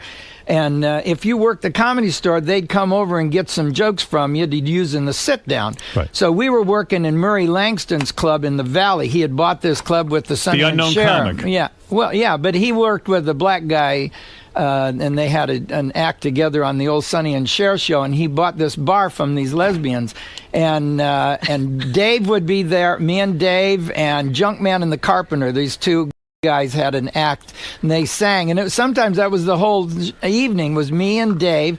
And so when Dave came here and started throwing watermelons off of a building, I thought, of all the things, here we are hiding from other comics to steal our jokes, and he gets a show and steals from the only guy he was working with while we were hiding out. So you and Letterman were good friends. I don't think he's friendly with very many people. He liked George Miller, and the two of them used to watch Leave It to Beaver in an apartment across the street from the Comedy Store. I'd go over and see them in the daytime, and Dave just seemed to like Leave It to Beaver. He likes the everyday Midwestern. He almost kind of on his show says, we don't have a show, and isn't that funny? And no, it's not funny that you didn't produce a show. You're supposed to make a show. In other words, the idea of going on TV, this is interesting what you're saying. The idea of going on TV and saying, guess what, ladies and gentlemen, I got a lame show tonight. We don't have a budget. You don't have a budget. You've got a budget. No one buys that. He's got a budget, but he's got to use the people that are there, the doorman. And Jimmy Kimmel does the same thing. Here's my cousin. But Jimmy really doesn't have a budget. No one's giving Jimmy a budget. Here's my cousin. Here's my, they're using people that are there and make an excuse saying, well, this is the average person. And you can't really make an excuse for not having a prepared, established, written show. I see. Isn't that what people pay for? Well, you got to be an entertainer. So when you were a younger man and Letterman was a contemporary hanging out at the Comedy Store, and why was he friends with this guy George Miller? You say, in other words, why was he not friends with you? Were you just too normal? I just never saw him being really friendly with anybody except his agent, Debbie Miller from William Morris. And she'd stand in the back with me and she'd say, if I could get him on the talk shows, I could get him to be the host. But he doesn't have enough material for a spot. And isn't that nutty that he would sit all day and watch Letterman didn't have much of an act. Oh, he only had frying bread in Crisco oil. Debbie used to say to me, we're still frying bread in Crisco oil. He'd make fun of that commercial where we've just fried this bread in Crisco oil to prove a point. And I don't, and he'd talk about that. And Jay didn't have very many jokes either. He kept bringing out a hatchet. He said he came across a guy in an alley with a hatchet, and that was his biggest, wildest joke, because he used to do a lot of mom material. Right, yeah. And, I remember seeing him in Washington, D.C. in 1980. I thought he was a very good stand-up comedian, Jay Leno. Made me laugh a lot. You did laugh? I did laugh a few times. I don't know if this is bitterness or a real evaluation. I'm an authority on comedy. I think I was a comedian in another life. When I met Jim Stafford, I was a chemical engineer. And I, for some reason, knew what he wasn't doing as a comedian and what I could add to his act. And I worked for him for 5 years. We got a summer show. So we had million-selling records. We had the first song about homosexuals that was on radio, My Girl Bill. The first song about drugs, Wildwood Weed. We had a 2 million seller, which was a big deal back then. Let me ask you something, Gallagher. Leno sucks, Letterman sucks, Kimmel sucks. No, I don't know. Jimmy's pretty funny. No, Jimmy you like. Okay, yeah, good. I think, right. Well, you said you laughed at Jay. I like Kevin, who is the delivery guy. Kevin James? Yeah. I'm 61. I can't. Who's the worst stand-up of all time? Richard Pryor? No, he was. Oh, you liked him. All right. I think maybe you didn't like him. I just thought maybe you didn't like him. I don't know. Plus he was a friendly guy. Right, he'd invite you over to his house, and then he'd shoot you. Did you ever do any coke with the guy, or yeah, you did? You always would. If you go over to his house, he'd hold a court in his office and make sure you got some chicken. And there was always people that I've seen him pass out checks a lot. Right. Wow. And he'd kind of hide it a little bit and then show them the amount real slow just to watch him be impressed. He was a very nice guy. He was friendly. And you would do coke with him? Well, he'd offer you Coke when you went to his house on Sunday. Did he have the best Coke? It was Sunday. Yeah. Of course, he was a very wealthy man. Yeah. And who was going to give him bad Coke? Right. Right. And he was funny. He was funny and a decent guy. You know, a lot of guys, they just, they pretend. Like, see, I talk to all the stagehands, and so they tell me who you're not allowed to talk to. And who? What comedian aren't you allowed to talk to? Jerry Seinfeld. Is Jerry Seinfeld a good comedian? No, he's terrible. He was the 4th best comedian on his own show. What if you had a show and you didn't even get the bronze medal? I mean...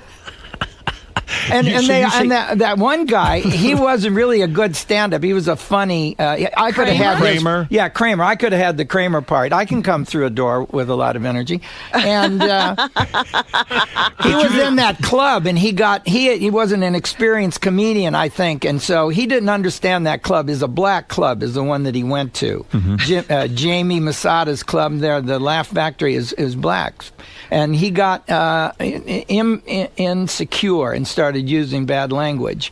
And, Kramer, yeah. Yeah, right. And then, he wasn't skilled. But to say Seinfeld is not a good comedian, I've heard very few people say that. I mean, they say he's so proficient at getting up in front of these crowds and talking. And telling his funny little observations. He's not working where I'm working. I just got back from Sandpoint, Idaho. Go ahead. And you don't go standing up in front of 50 people, or 500, I mean. That was how much it was the first sellout they've ever had in Sandpoint, and that's what I do. These guys can't do it. They can't. No, they can't sell out these. They can't do a show to average people that you have to entertain moment after moment to their face.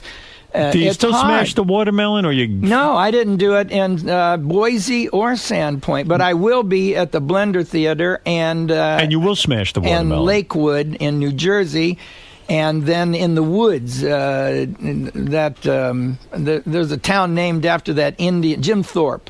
Yes. Jim Thorpe I'm going to. What about a guy like Jim Carrey? I heard he was a tremendous stand-up. Is he? No, you didn't hear that. He's terrible. He was painful to watch because the things that you could do for a movie don't work on stage. We would stand in the back of the Comedy Store and just pain. It's just painful to see him do his little acts and his faces and his body movements. Well, how about when he talks with his he moves the cheeks back? Well, would you do a movie based on a guy that's going to get in a tree and turn around and show his butt? I mean, where's the talent there? I don't understand Hollywood. Why you have to be a comedian to then get a serious role? They did it with Robin Williams. They do. Is Robin Williams a good comedian? No, he's a comic actor. A comic actor, but he's not a good comedian. You have to give him the jokes. Okay, then Billy Crystal. You got to say Billy Crystal's a good comedian. Yes, because he writes. Right. Now, okay. Robin Williams, they give him the jokes? In other words... Well, he'll take them, or you can give them to him. Is he a stealer? Does he steal jokes? Is that true? Well, I've heard that about him. Heard it. Yeah, it's his only... I mean, that's what goes after his name. Robin Williams, comma, joke thief, comma. You're saying it's on his resume, even. Well, to the other comics, everybody knows. He can take the part of your joke. I had a joke one time that I like to do at the beginning of my career about marijuana. I'd say, give your marijuana be good for old people. It makes the time go slow.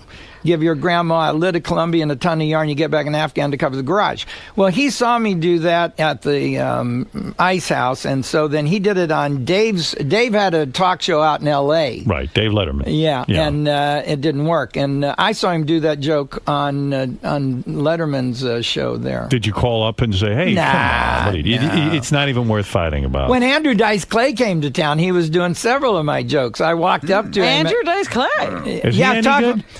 Well, he reminds me of Spitzer. It was these guys that threw their life away. I'm making a list of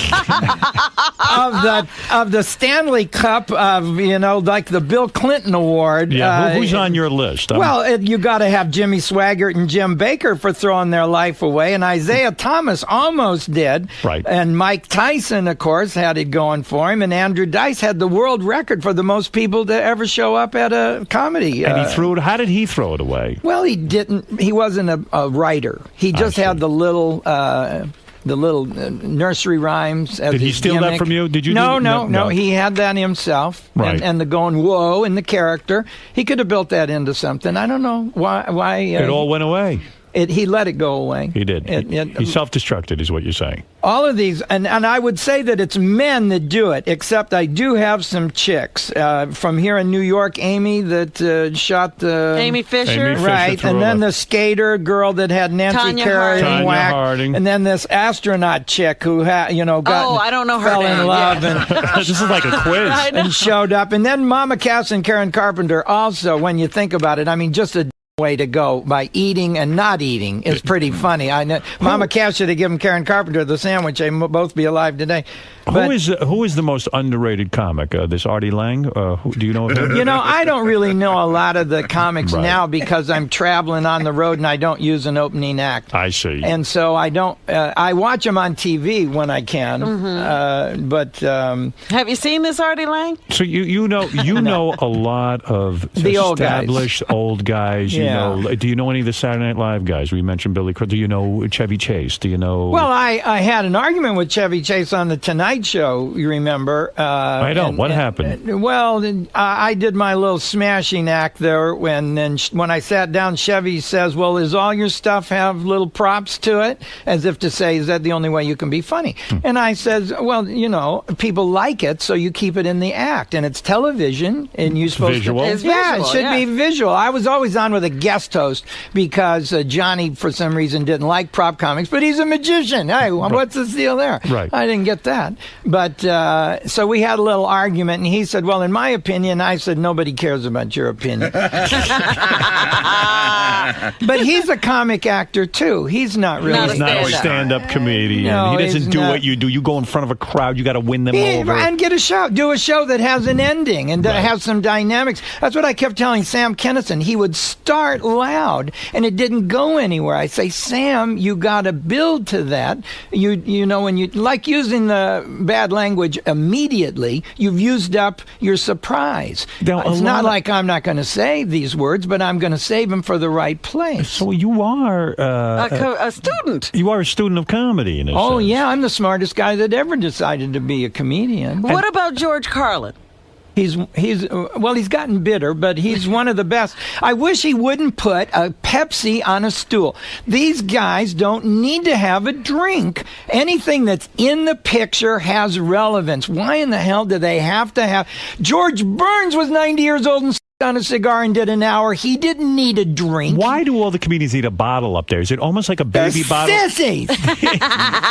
Did you ever... One saw another one, and it becomes a tradition in a month in America, like wiggling balloons behind the foul shooter. Do you want to win the game because you're a better wiggler? If that's then you have to have the crowd come in for practice and wiggle. All of these stand-up comics have a bottle up there with them. And they cut the show up. And so sometimes there's a bottle that's full. Then sometimes a bottle's 3/4. Then there's another bottle. Then that bottle's on the bottom. George isn't used to using the bottle. I saw him. He did his whole show and never took a drink. And then right at the end when he was waving goodbye, he saw, oh, there's my Pepsi. He took a drink. He didn't need to drink. He could have drank backstage. Backstage, you're going into your dressing room. You got your Coke. You got your Pepsi. You know, you make a lot of sense, especially from an editor's point of view. If you're going to chop up the special, it must be distracting to a genius like yourself. It's distracting. That's what I'm saying. Anything that's in the picture should be relevant. So you've never used the bottle on stage? My God, no, you don't need it. It's sissy. You'll drink backstage when you're done with the show. An hour you can go without a drink. I go without a drink, sometimes 4 hours. Yeah, you know those people on Broadway who do one-man shows, they don't have a bottle on stage. But imagine if every actor in a play had a bottle with them. Where is it going to end? There's we have such a sissy country. Everybody has a luxury truck. They can't just have a truck. You want to respect somebody for having a truck. You're so right. It shouldn't have a bed liner. Right? They got one now that has a little handle and steps to get up in the back. How sissy is that? You know, Gallagher, you're a genius. Everyone knows it, and people can hear it by what you're saying today. And what you've said is incredibly honest. Most people in comedy will not say Seinfeld isn't funny. They will not say Letterman isn't funny. They will not say Leno isn't funny. You are not afraid to say what you think. I think they're thinking it, too. I think they put up with what the networks give them on TV. I see. Without, what can you do? You're going to have to. But it must kill you when Seinfeld walks into a club. He gets a standing ovation before he opens his mouth. No. What kills me about Seinfeld is he takes the money out of the market. Why, if he's already rich, why does he have to have a $75 ticket? What is he doing? Why not give the people... He already has a bunch of them cars in a barn. Right. Does he need some more money? Why doesn't he do free shows? Thank you, for doing it. Why not say to the people who supported Seinfeld, here's a free show, or here's a show for $20 a ticket? Or black people. Go in the neighborhood and give a free show. To black people. Right. You're right.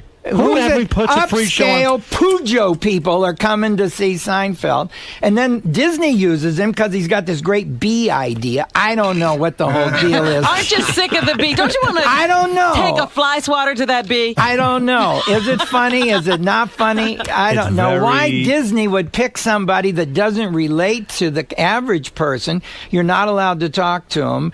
Like Barry Manilow, they had to make a tunnel so that nobody could even...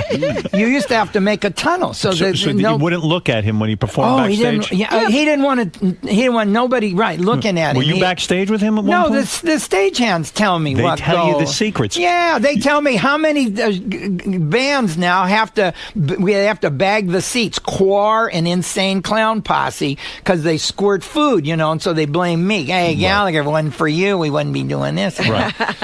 So if you had the kind of success that Jerry Seinfeld had, you'd be giving free shows. Blacks would have free comedy right now. Yeah. Well, I want to do something for the community. I want to build family reunion resorts. What's that? This is a large open area surrounded by bedrooms.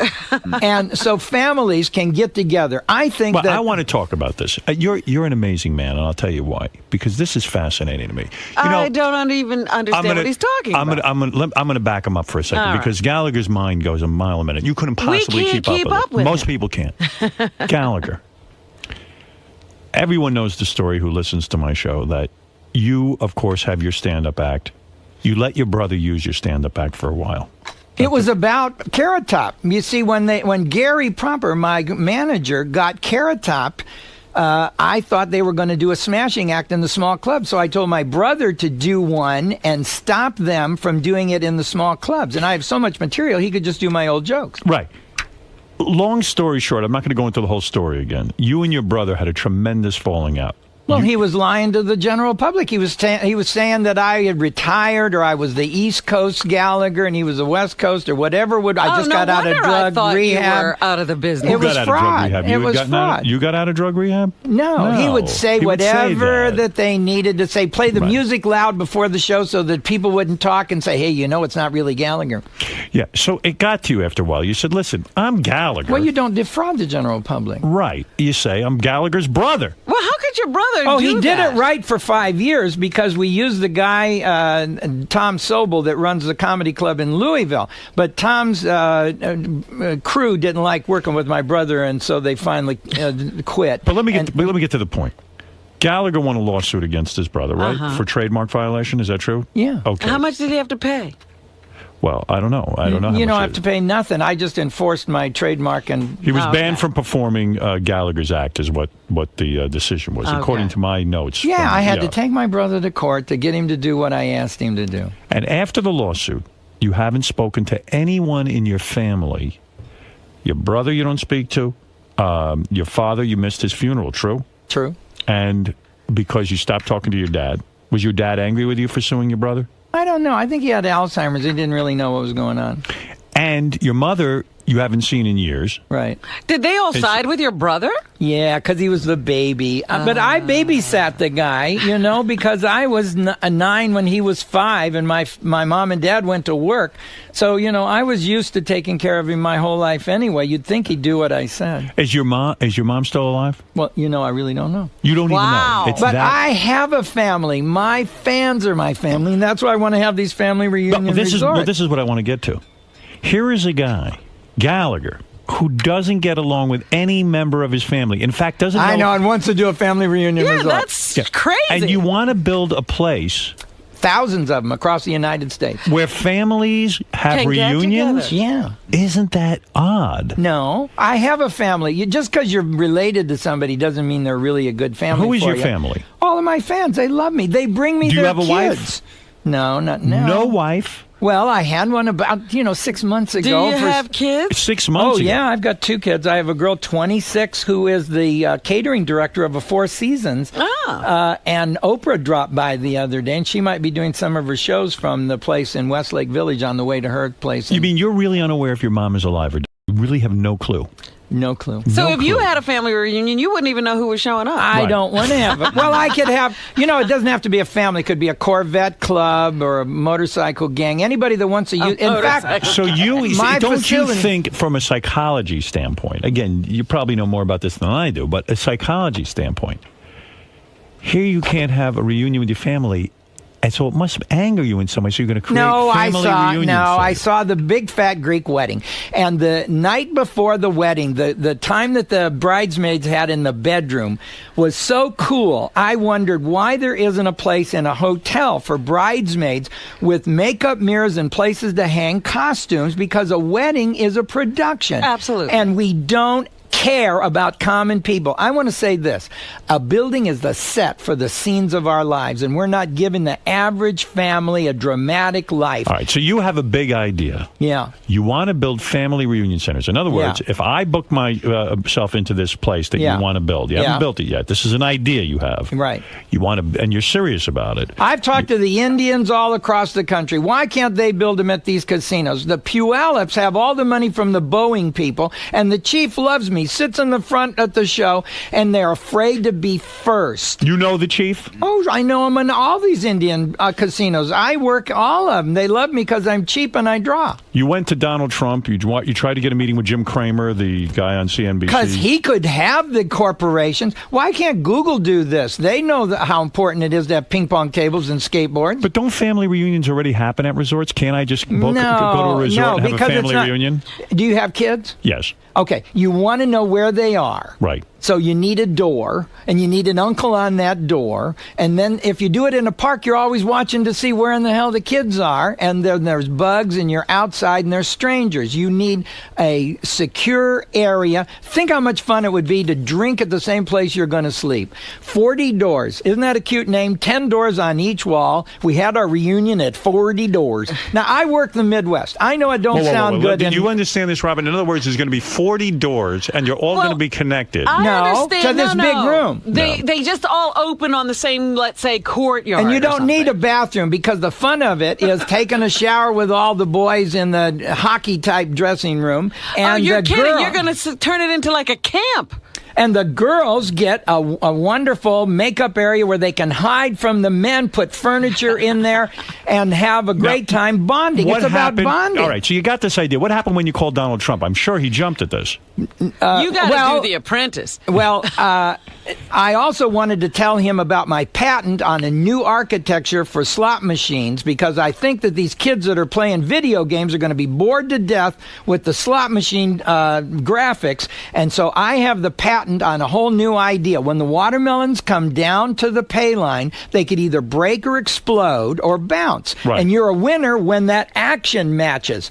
Now, because you like girls with their bras off, say that these naked chicks are coming down with on parachutes, and when they land, their tits go all the way to their feet, or just to their waist, or they fall off completely and bounce. Now, did you pitch this to Donald Trump? Did you get a meeting with him? No, he wouldn't. I had an appointment, and they called me and said the person who made the appointment was a temporary. Do you believe that lie? He was what temporary a lie. after that. How why do you temporary. Only Spitzer was dumber. Why did he handle his own phone call? He says to himself, I gotta either do the work of the state or set up an appointment with a prostitute. Oh, you do the work of the state, I'll handle this. Right. Why get on the phone? Why can't he have a trusted person to get the hooker, and then he goes down to their room? Right. And what's the $4,300? Where did we hear this figure? Well, it's $1,000 an hour. He booked her for 4 hours, which was minimum. And she He told everybody he gave her a $300 tip, which isn't 10%. $400 is 10%. That's right. It's under 10%. It feels like car fare. I don't think it's a tip. I think she had to pay. He had to pay for her room and the trip down or something. You're saying you needed a trusted friend. Like I have Ralph. I could say to Ralph, why Ralph, not? Line up That's what everybody in town is saying. I can't. Maybe he had no Clinton friends. is saying you paid for it. Don't you have an intern program? The hell are you doing? All right, listen to me, Gallagher. Your head's ready to explode because you've got too many ideas. It's amazing. Well, I have the on. patent on both of these. If you go to U.S. Patent Office and search Leo Gallagher, I'll go ahead and tell you my name. You'll see both of my patents there. I want to tell them because I think I should go to the Maloof brothers as my advisor, Howard.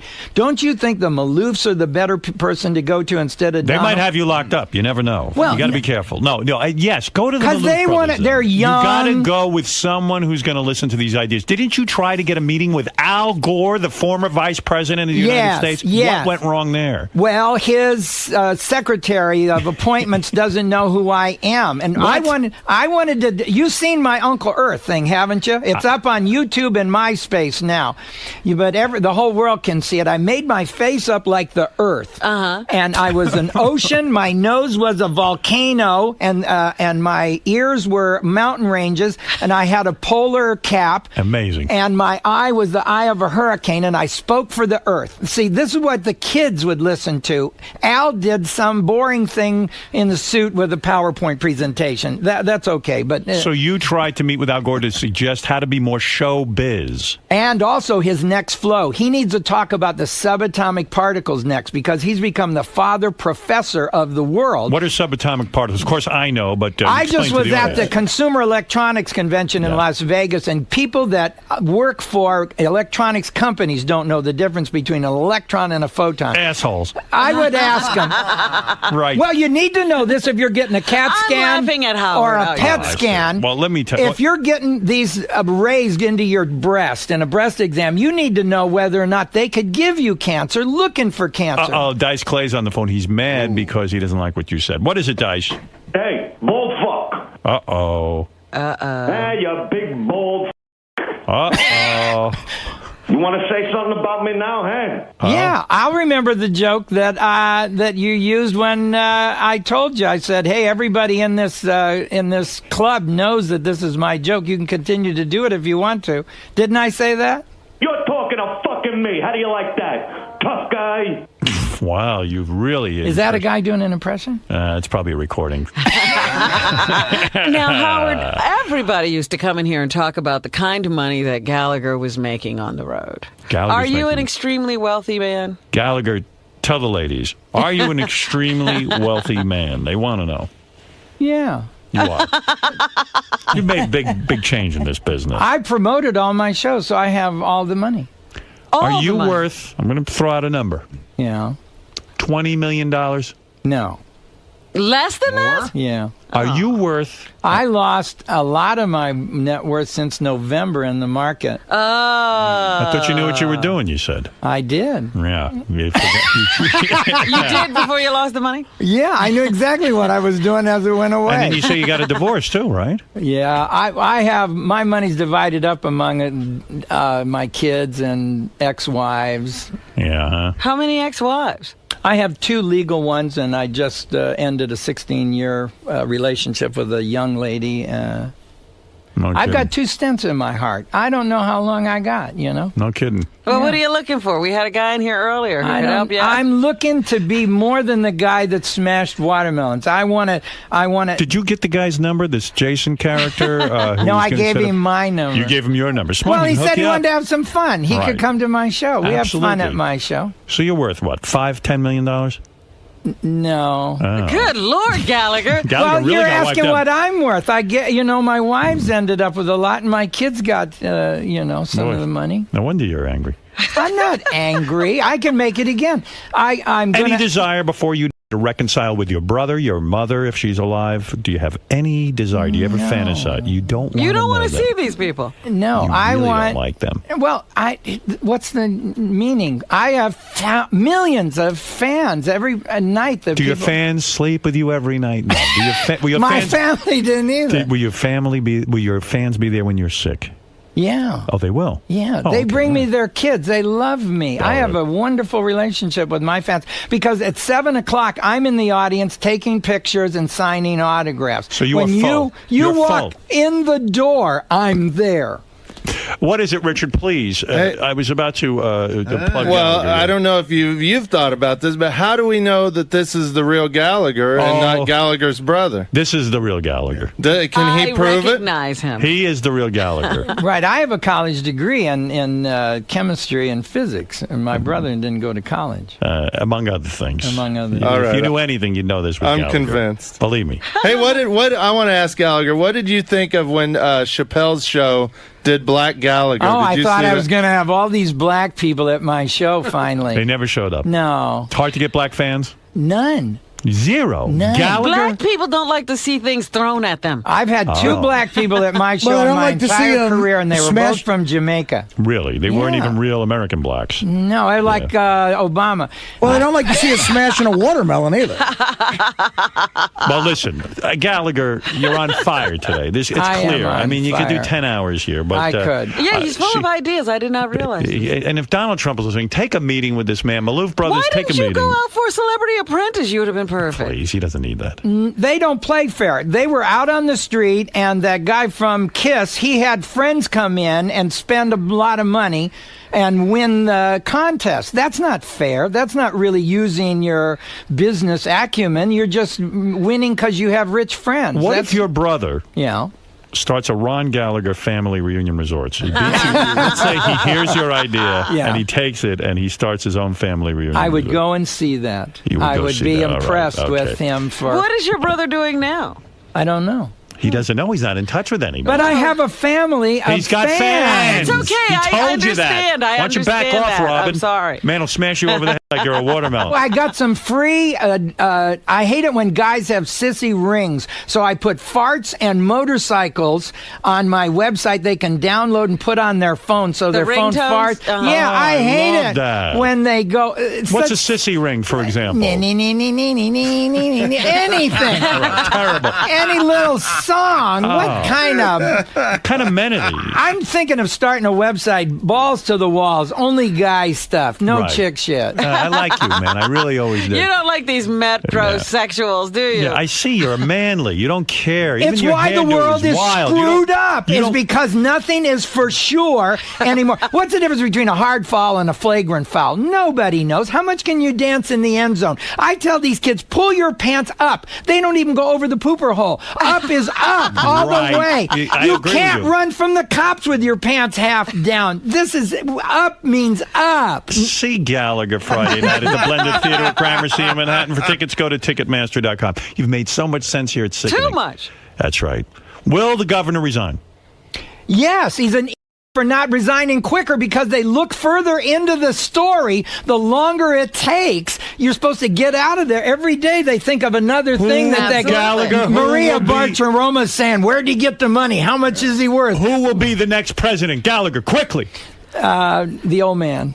John McCain. Yeah. All right. How do you the know other that? two, well, they're going to self-destruct. She's not a woman. He's not a black. Oh, really? No. What do you mean? If he was a black guy, he'd have a white wife. And if she was a woman, she'd have been pissed about what Bill said. Oral sex is not considered sex. There's old men. If they have oral sex, they're counting it as Right. oral. You bet. That was the beginning of the lies and the spoon. See, he knows. He's out there with the people. Go listen to this man. He has Yeah. wisdom. He has a lot going on. He knows Hillary can't be president because after a state dinner, the men talk and the women talk. Well, the state dinner, she's going to have to talk to the guy after dinner. That's going to leave Bill with his wife. You don't want that.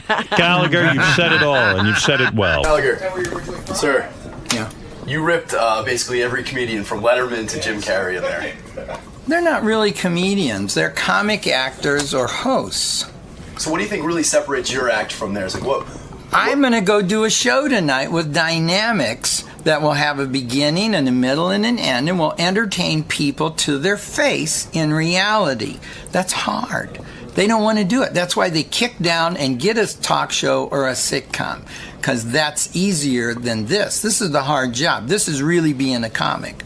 So you think you're basically the real deal? You give a thorough comprehensive comedy I went to Idaho before I came here. I'm the only comedian in Idaho, I think. I've done 3 shows in the Upper Peninsula of Michigan. I don't think anybody's been up there. I was in Houghton. They have pasties. It's a bunch of meat in a bread thing. They bring it to me to smash. I was there for the snow festival. Who's going to go there in snow to Upper Michigan, huh? So you're really out there in the trenches. Is what I am. Now you came here also to sort of bounce some ideas off of your advisor, Howard. Yeah. Were you satisfied with his reaction? Yeah, he gets it. He gets it. Now, did it give you a little bit further direction as he tweaked some of your ideas? Well, I think they're going to call into the show, and that's what's going to make the ideas happen now. We're going to affect the world. I think radio is the best when it helps a community to be together, just like the internet does. It's a billboard, and you have to come up with the party ideas. You have to say, we're pitching a party, would you like to come, leave your name? And then they join in. That's what radio is all about. It brings people together. And this place is truly the pinnacle of that. Can't get any higher than Howard. All right. Well, thanks for stopping by, Gallagher. Enjoyed it. Thanks a lot. Thanks for stopping by.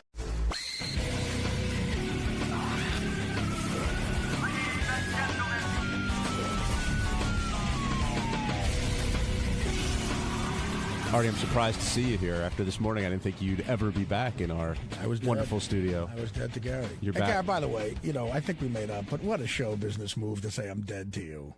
That's like a producer, like, Artie's dead to me. That's like what Jerry Bruckheimer says to you. I got to be honest with one of his charity hockey games. I got to be honest with you. I'm not so sure we made up. I mean, Howard said we made up, but we didn't really. We never really made up. I came in here today to really tell 1/10 of the audience that heard you this morning you're sorry. Well, what do you mean? We don't have the listenership that No. I said this today. I think I made this point today. When I said that I came in there today mad and I wanted to say mean things because I was mad, and I said some things I didn't mean. But see, you have to seriously. How do I know you didn't meet him? That's me, man. That's the tough part. Like you said, me. It's like, you know what I'm like? I'm like David Niven in the Pink Panther. It's all a lie. But it's so hard to tell. You have to pick and choose. I've lost my credibility with you and Will. And others, and I give Will some credit at least for having the balls to come in, because he's not the only guy that I like. No, Will. But Will's not the only guy that grabs my ear and says shit. He's just the only guy that had the balls to come in and Who the fuck says shit? A lot of people. You both break each other's balls, but it seems like there's an underlying level of animosity between the two of you, and neither of you guys know where it's coming from. No, John. That's true. And it's true that there is, and it's true I don't know where it's coming from. I was very hurt by what you said on the wrap-up show.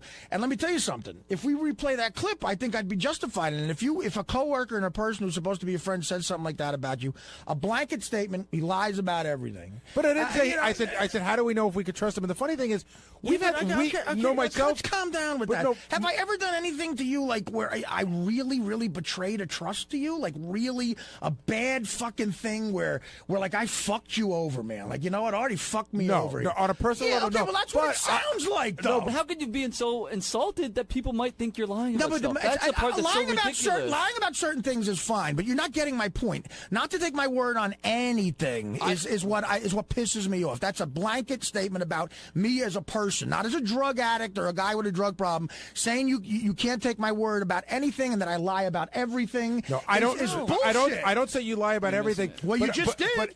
And you know what? I didn't mean that. What I do mean is that everything is now in question in my head. That doesn't mean you lie about everything. Then it means everything's in question. Then that's your problem, man. It's a problem that's not that hard to have. It shouldn't be in question. It shouldn't. And I'm not the only one. I give Will you credit. keep saying that. You're not the only one. Because Will's the only one. Let's talk about you. I'm talking about you. I'm not sure when you're telling the truth. That's me talking. That's it. I can't say it any other fucking way. I'm not positive when you're telling the truth anymore. Tell me one time outside of like drug stuff you think I've lied to you. I don't know. I'd have to go back and look at it. Because I've never done it, Gary. I guess not. Of course I haven't. You want to get on here and be interesting by just calling me a fucking liar. So I'm not taking it anymore. Okay, you said how you feel, and I said it's tough to know. All right, okay, good. It's tough to know then. I'm sorry you can't figure that out. Listen, I'm entitled to an opinion, Artie. Okay, then it's a dumb opinion. I'm entitled to That's your opinion. I'm entitled to think it's a dumb opinion. And you're totally entitled to think it's a dumb opinion. It's all entertainment, Gary. But how do I know when you're entertaining me or not? If you don't know that, then you are a monkey. What are you talking about? If I say something so I funny, should know that you might have lied about not going to the shrink? No, Gary, you're picking and choosing what you think is a lie and what you don't think is a lie. If you're going to admit that sometimes while I'm on the air in that forum, I'm trying to be funny, you can't take anything I say as gospel. And to be offended by it is stupid. If I come to you off the air and say something to you that's a direct lie that really betrays you, then that's a different story. And that's never happened. If you're fucking Ellen DeGeneres or Jay Leno, and there's a guy that writes jokes that get laughs every fucking time, but he's always an hour late. Sometimes he falls asleep. Blah, blah, blah. But there's another guy who's on time every day, who looks neat and never has a problem or a drink in his life, and everything sucks. Who are you keeping at hiring time? I don't know, because I've never been in that situation until now. If you don't know the answer to that, Gary, then you're a dumbass, stupid motherfucker. Thank you. You keep the guy who writes sucky jokes? Don't name call, because this is... No, let him name call. This is how he feels. There's a disconnect between, because you have been in that position, the man standing next to you is late a lot, and he works for you, and you haven't fired him. Why? We threatened to fire him, but you haven't fired him. It was very close. Do you feel any better after that conversation, Gary? I feel physically exhausted, and I felt that way after this morning. It's physically exhausting, even though it's only words. I don't know. I mean, Artie and I came to sort of, I guess, an uneasy truce. But if Artie wasn't here, I would have come in and I would have said, is Artie dead to me? Well, of course not. I'm going to deal with Artie all the time. But I don't know that we fully made up. Howard said we made up this morning. What I hope will happen is we'll just, try to start over again. Artie claimed on the wrap-up show, I just heard this clip, they played you and Gary, I guess, fought for like an hour. Oh, my God. I heard there was more fighting. Yeah. Two battling bruisers. And, it wasn't even a commercial. You're kidding. I don't think so. Not for like 50 minutes. They went at it pretty good. It was very compelling. About whether Artie's like Artie is a liar, but Artie's point was, well, who doesn't lie? Especially if you're on the radio, you've got, and I thought about it, Artie is right, because... Artie's right about what? Okay. Gary was upset. Here's the argument in a nutshell. Gary's upset because Artie lies about his drug use, and therefore lies when he says, I can't come in today, I got a stomachache, but it turns out he's battling heroin or something like that. So he's saying, how do I know you're not lying all the time? And Artie's saying, look, I don't lie all the time. If I didn't have a job on the radio, I wouldn't have to lie to you at all.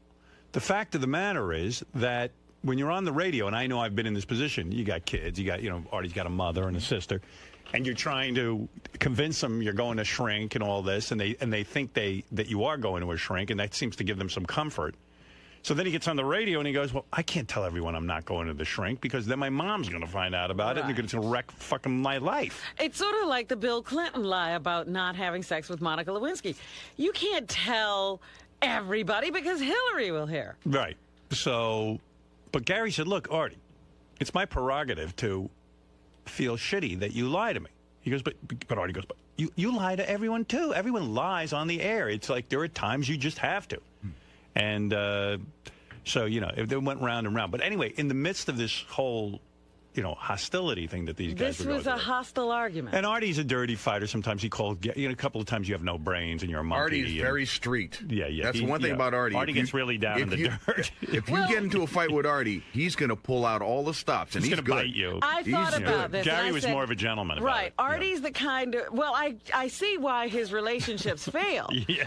Do you, Robin? You point that out to me? Well, everyone can see that. Yeah, because Artie immediately tears everybody apart, and then he wants to fix it by saying, I'm sorry, but people can't forget what's said. I say things that you can't take back. Yeah, absolutely. You do say some bad things. I've said some things to Dana that I can't take back. But anyway, Artie was saying that he knew right away that I had a nose job. It's very obvious. Wow. And that everyone, in other words, how I goof on Gary about his caps because we all knew. That wasn't me trying to say it's not as serious as what I'm lying about. But for years, people would ask and you would say no on the radio because you had your reasons for lying about it. Of course. He was waiting to get us to reveal ridiculous things so he could say, I have a nose job. I agree that everyone on the... You see, look. And 99.9% of the stuff I've lied about is drug-related, and it's all been on the air. It's like, how can you say any different? I tried to explain it to Gary afterwards. I said, Gary, the fact is that when you're on the air, and I've made the best attempt I can at being one of the most honest broadcasters in the country, but there have been times, in order to protect some people in my family and things, I haven't, I've been less than honest. because you're on the air. It's a touchy situation. And you do have kids, and you do have, situations where... Other people have not agreed to be so revealing. Yeah. Definitely. So, when someone asks you a question and involves someone else, you're like, how do I be honest here? And so you can't be 100% honest on the air unless you're insane. And in terms of disrespecting the show, I love the show so much, which is why eventually I come clean, because I think that would be fascinating to people. Like, I didn't have to sit here and say I bought piss. I didn't have to say I did shit my pants doing coke in a pig costume. So where do you and Gary stand? I do that because I think it'd be compelling to the show. Where do you and Gary stand? Well, I called Gary Friday. Oh, did you? Because I did. I felt bad, and it got heated. It did, and we had a good conversation. And look, I apologized to him, and I even said there's no need for you to apologize to me. Do we you had a think nice that's talk. the end of it? I hope it is, Robin. I don't know. I'm in a bad way lately. I had an issue happen personally that was kind of shitty, and when, this weekend? Last week, and I don't know. Lately, getting out of bed, the depression has been like fucking. Like, I've had what I call 2 great depressions in my life. Where are you in one of them now? It feels like I'm going into one where I might have to get some medication again because I just can't get out of bed. It's like a wet fucking blanket. It's just bad depression. Like all the symptoms I used to have. Really? So yeah, you don't seem so depressed right now. Well, he's working now. I could. I've worked through the other ones too, but I don't know. I just really felt... You ever been diagnosed like as bipolar or whatever they call it? Bipolar is a word that's been used, but so why don't you go on meds, and then if I could tell that. He was on for a while, and he got better. Yeah, they're leaving you out. I took Paxil for a while, and I'll tell you, I got straight on that, and then I stopped taking it, and I was fine for years. I mean, it's like, it's that great Onion joke, depression hits losers the worst. That was a big headline back several years ago. I mean, that's just the best joke ever. And it's true, look, my career's going great, but there's other things in my life that isn't, and I'm depressed about it. I mean, it's like, if I was, Jim Dandy with everything, I think I'd be depressed. Yeah, maybe you just suffer from depression. Shit happens, and you get depressed about it, Well, hey, sorry to hear you're going through that. But I'm all right. I'm here. Yeah, you look good to me. I think me and Gary, agreed to a truce. I think I call Will too. I call John Hine because John Hine got hit with some residual shit. Really? He hit everybody. He only got splashed though. No, I just said I fucked on the wrap-up show, and I don't think John likes that. Yeah, you said you don't like the wrap-up show. You said it's a bad broadcast. Clearly, I love it. I'm always listening to it. Would it be fair to say your professional life is annoying and your personal life is a tool? It's all annoying. Annoying. Everything's annoying. It's right. Annoying. I forgot about that. Yeah, my personal life is a 1, I think. Let's see. Yeah, well, there's a ton of email about this. I'm sure. Some attacking Artie, some attacking Gary, some attacking me for not sticking up for Gary, calling me a pussy because you let Artie walk all over Gary. Oh. Listen, these two guys had an argument. I told you where I stood on it. Gary has a problem with Artie. I don't. And even Artie said on the wrap-up show, if Howard has a problem, he'll come to me. But I don't. Artie said, Howard thinks it's funny when I fall asleep. Gary and Artie, how did the falling asleep come into it? Everything got dragged. Oh, wow. I mean, Gary said to me... This guy says, Howard, you pussy, you let Artie walk all over Gary while you sat there like a pussy. Tell it like it is. Don't you agree Artie is a liar? I agree that we all lie. Why don't... But when two staff members argue, Howard always lets it go. I mean, it's funny. If I interrupted that, I would have gotten such shitty email like, why can't you let anybody argue? Right. Yeah, why do you have to make it about you? You're always going to get shit. Doing it right. What did you say that, I mean, listen, Artie and I definitely have issues with each other, but Artie's the one who brought it up the other day. In other words, I wasn't looking to pick a fight with Artie. Right. He was mad at something I said. Well, no, you were on the wrap-up show and you had said that Artie is a liar and that it really bothers you and you don't trust Artie about anything anymore. So Artie confronted you about it. He said he was sick of it and he didn't like what you were saying about him on the wrap-up show. And that's what started it, and I listened. But when I listen, people get mad at me, and sometimes when I jump in, people get mad at me. I can't win. Right. No, you did the right thing the other day. I didn't expect you. That's the way the show runs. I mean, I know you get upset when Artie misses some work. I don't. Right, because, quite frankly, I feel that it's within the parameters that I can accept. Now, I assure you that when things are unacceptable to me, Artie will know it. Right. But that's what I'm saying. I think that was a point I didn't get to make to Artie the other day. Is that we're both right in the sense that you don't care and it bothers me, and that can be just because it bothers me doesn't mean I can do anything about it. It's just the way I feel. Right. You feel that he should be a little more professional. Right, but you accept it, and I get that. We both came to the agreement. He is being professional in that when he can't work, he doesn't come. Right. Well, and again, I'm not staying at home to put on a little hat and have my friends over to have a party. He really can't work those days. Those days I can't work are horrifying to me. I sit there scared, like everyone's going to call. Well, Jay, I'm like, oh my God, and I'm sitting there shivering. So, Gary, is everything okay with you and Artie now? Yeah, I think so. He called me probably like an hour after the wrap-up show, and he apologized, and I apologized, and listen, there's some pretty crappy things said on both sides that I think it'll be hard for both of us to forget. But I think we sort of got it together. Now, has your opinion changed of Artie? Like you said, you can't really trust him anymore. No, I don't. Listen, I still think that I have to question some of the things he said, but he was right. I mean, he hit me with my exact words. I said everything Artie says is a lie, which is not what I meant. But what I did mean to say is that almost a lot of what he says I have to question, and that I stand behind. Dude, so is You're right, man? What now? What? No, I just want to make sure. Is everything cool with you and Gary?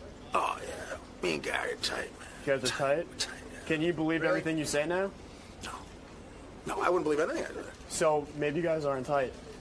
No, I think, unfortunately, Gary and I, our friendship boat has sailed away. It's left the dock.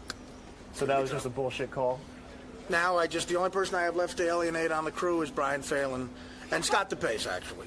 They're my only two friends right now. You could never. And they say I could never. I'll think of a way. I said this earlier on when I had this job. I will leave here. I will get everyone to hate me. This is what I do.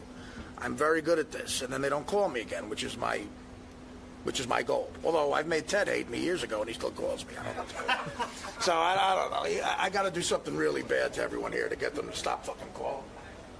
Including you, whoever you are behind the camera. Who's that, Danny? Chris? Chris. It's Chris. Thanks, guys. Don't go back. Leave the dirt to you.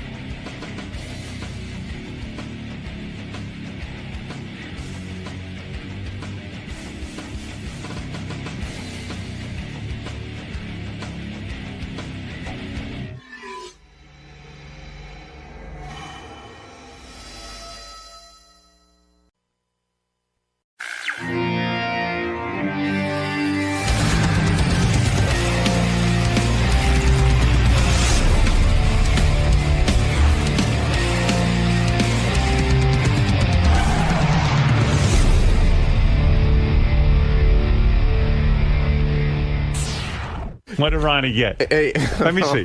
Bottom red in yellow. Ugly I've meter never had results. this. Oh my God. What?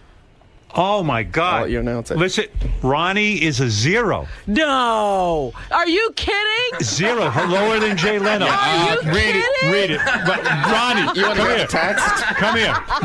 I swear, take a look. Get out of here. Look at that. There you Thank go, God. right fuck off. On the bottom. Fuck off. Wow. What does that mean, 0? He's never even seen What does a it 0. say? Okay, well, it says his head size, like ratio, is only 1% off, which is pretty good, but it says the eyes are extremely too small and way too far apart.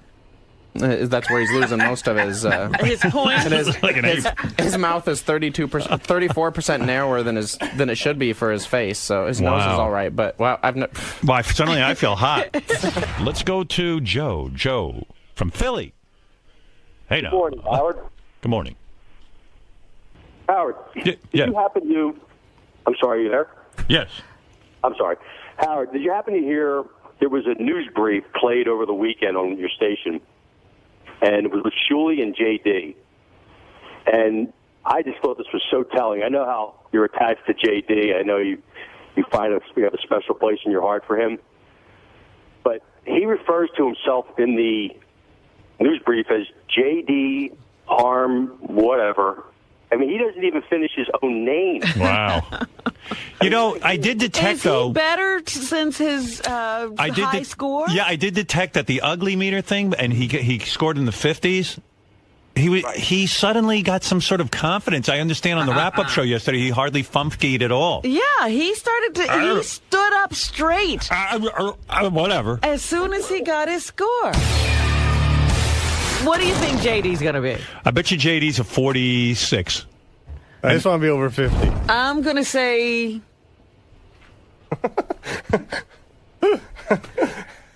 I'm going to say he might be a 45. Yeah, but so you're saying he's better looking than him. But it's a symmetry thing. But does that app take into consideration his triple chins? Hey! All right, what did JD score? All right, you guys are pretty good. He came in at a 52. So. I'm Mr. Handsome.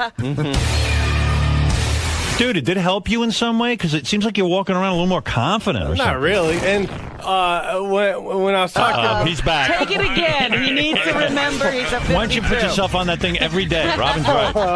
What? When I was talking in this news brief, I might have been talking about my Twitter. And my Twitter is JD Harm. There's no, like... Yeah, but it's not JD Harm whatever. You should be JD Harm whatever. You should get that name.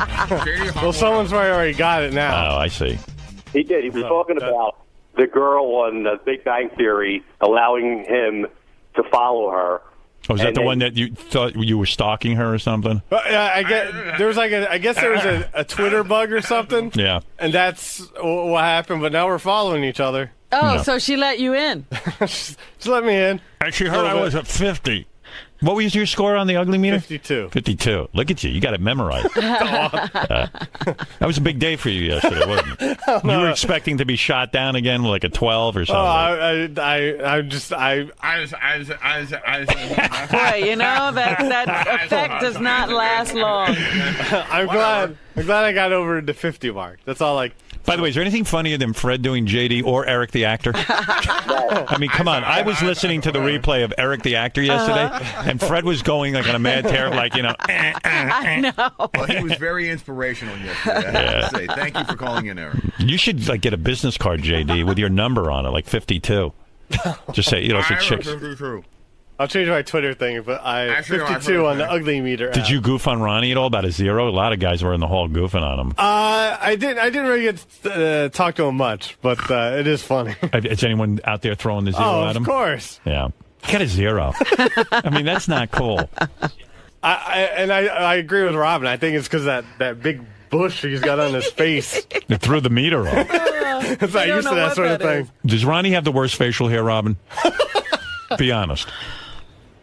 No, he doesn't have the worst facial hair of anybody on earth. Because it is like a Wyatt Earp mustache. I love when guys start carving things in their hair, you know, making designs. What kind of design? It's not a design. Is everyone busting balls about your 0? Dude, I don't really.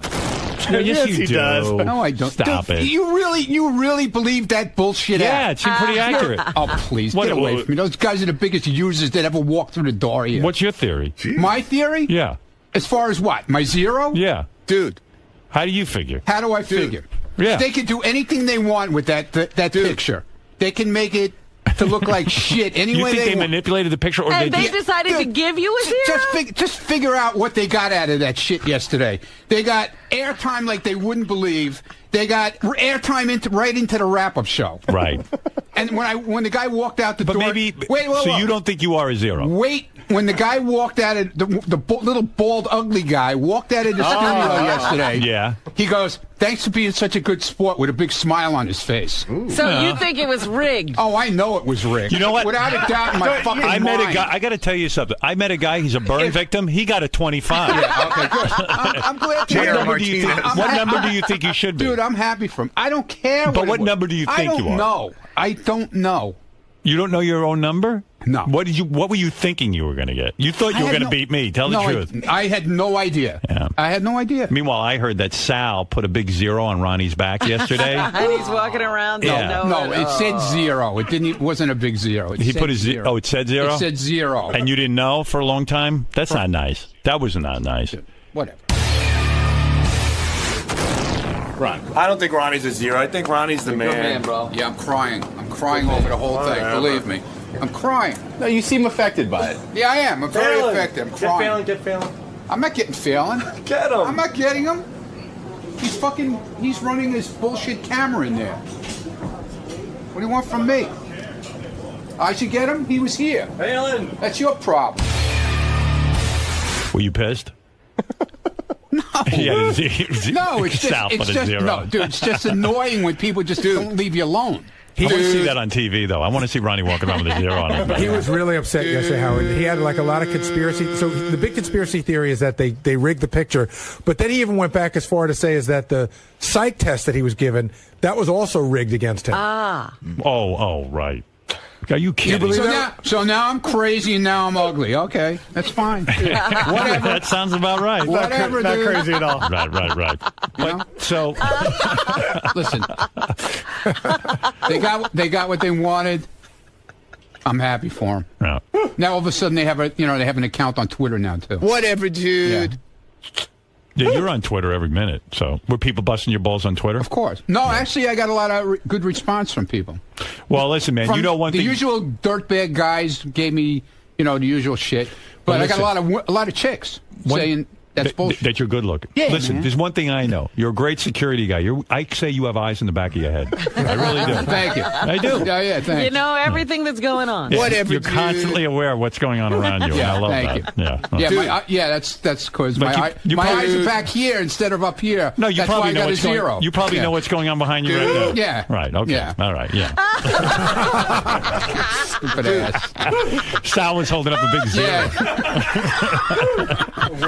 It was a shakiest 0 I've ever seen in my life. But no, I mean, I was bummed out about the 34. But what are you going to do? I got to go on with my life. Yeah, exactly. It wasn't a great score for me, but it is weird. You think you're better looking than JD, don't you? I mean, were you surprised he was a 52? I would say Ronnie's better looking than me. You would? I don't know what the hell they did. Who would you have sex with, Robin? Why do you think that they chose you to be because the 0? they know that it blows up into a whole thing with me. He's the big name. I'm sensitive. Stop it now. That's not what I'm talking about. Yeah, why did they choose you to be a 0? Because they know it blows up. Like, look what happened with the psych test. Right. It went ballistic in here with me. Right. So I'm you think... you went ballistic.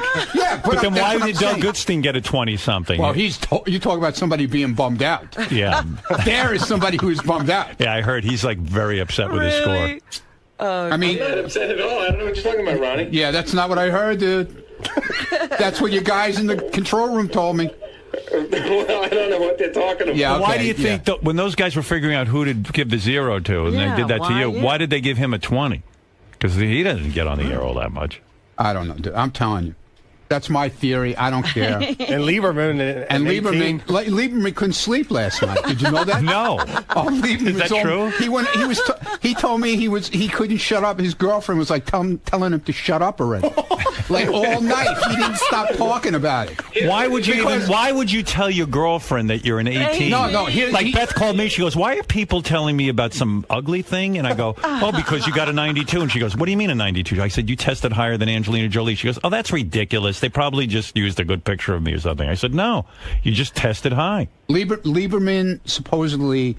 I didn't tell her I'm a 34. Yeah. Hey, Lieberman, why did you tell your girlfriend you're an 18? What the fuck is wrong with you? She heard it on the air, and so she knew I was concerned about it. She heard it on the wrap-up show, actually, and all I said was, and I stand by this, and now the song even confirms it, that now I am defined by this for all of my days moving forward within Howard Stern. That was my concern. I got to tell you, man, I mean, I'm a guy and I'm not gay, but you're good looking to me. I mean, you seem a lot more attractive than some of these other gavones. Exactly. That's my point, Howard. He said he doesn't take still pictures well. Yeah. He says he doesn't still photograph well. He said historically it's known that he doesn't still photograph. Historically. Who historically knows you don't photograph well? It's in the past, when I've had to take publicity photos or something, we had to do multiple shoots because I really don't. I don't still photo well. I'm better on video. So moving around, you're like a Brad Pitt. Like, when you're standing still, you're like ugly. Oh, my. Exactly. It's all about the movement. It's true. I always see you moving, to tell you the truth. Shuli, did you get tested? No. Yeah. I don't. You're smart. Stay away from that thing. The Mishkite. What is going on around here? I love Shuli. Shuli's a good man. Shuli's handsome. I think Shuli's a good-looking dude. Yeah, I don't know why you're giving Shuli a hard time. We got some crew around. I think the average score was 12. Well, anyway. Hey, John, look at it this way. You scored like a whole 2 points higher than Richard's asshole. Oh. You know. That's a huge honor. Yeah, Thank you. I mean, play the song. Hey, where's the new John Lieberman song for his intro? That's the best. How does a cock get a better score than my face? Lieberman got 18 on the What'd you say? How does a cock get a better score than my face? You tell me. It makes no sense. That's why it that whole app thing makes no sense. It's all in the bone structure. Yeah, the bone structure. That's the ugliest dick I've ever seen. Ralph, go ahead. I'm with Ronnie. That app's ridiculous because from what I understand, it measures symmetry on your face, and most people's faces are not symmetrical. If you took Howard, you're a photographer, you took a picture of somebody's face dead on, you cut it in half, and then put those two halves together. All I know is JD did really well. Yeah, that's why I'm a home. And I got to admit, I'm looking at JD now. He looks pretty good today. You know, it's like he looks goofy. You're better looking than him. Am I? Yes. I don't know, man. All right, Ralph, you can hang out now. Thank you, Ralph. This app just causes trouble. Thanks, buddy. Ralph is very attracted to me, in all fairness. I have to, in full disclosure. Thank you, Ralph. You're very handsome. I'll see you later. Bunch of guys telling each other how good looking we are. Well, JD, I was kind of happy for you, quite frankly. Because, like, yesterday you almost sounded confident. Yeah. You know, now you're back to being Well, he was happy when he walked out of here. Yeah, definitely. Oh, yeah, I saw it. He had a whole, like, happy walk. I was okay, and then Gary got his score and said, like, fuck you, triple chin asshole, or whatever. Yeah, now he's back to being a mushroom. Put him right back in the prepper. Hold up. Wow. Big weekend for JD. Why? Chicago and Arizona. Oh, yeah? Block party? Yeah. Couldn't get a chance to get on stage with those good looks. Give all the girls a thrill. Hey, ladies. 52 is here. That's right. I got some girls supposedly responded on Twitter in Chicago are coming to see JD. All right, let's break some hearts. Like they want to have sex with him? I don't know about having sex with him. They want to hang out with him. That's up to him once he, you know. He's got to close the deal. I'll open the door. Yeah. He's got to close it. Yeah. Are you excited about that?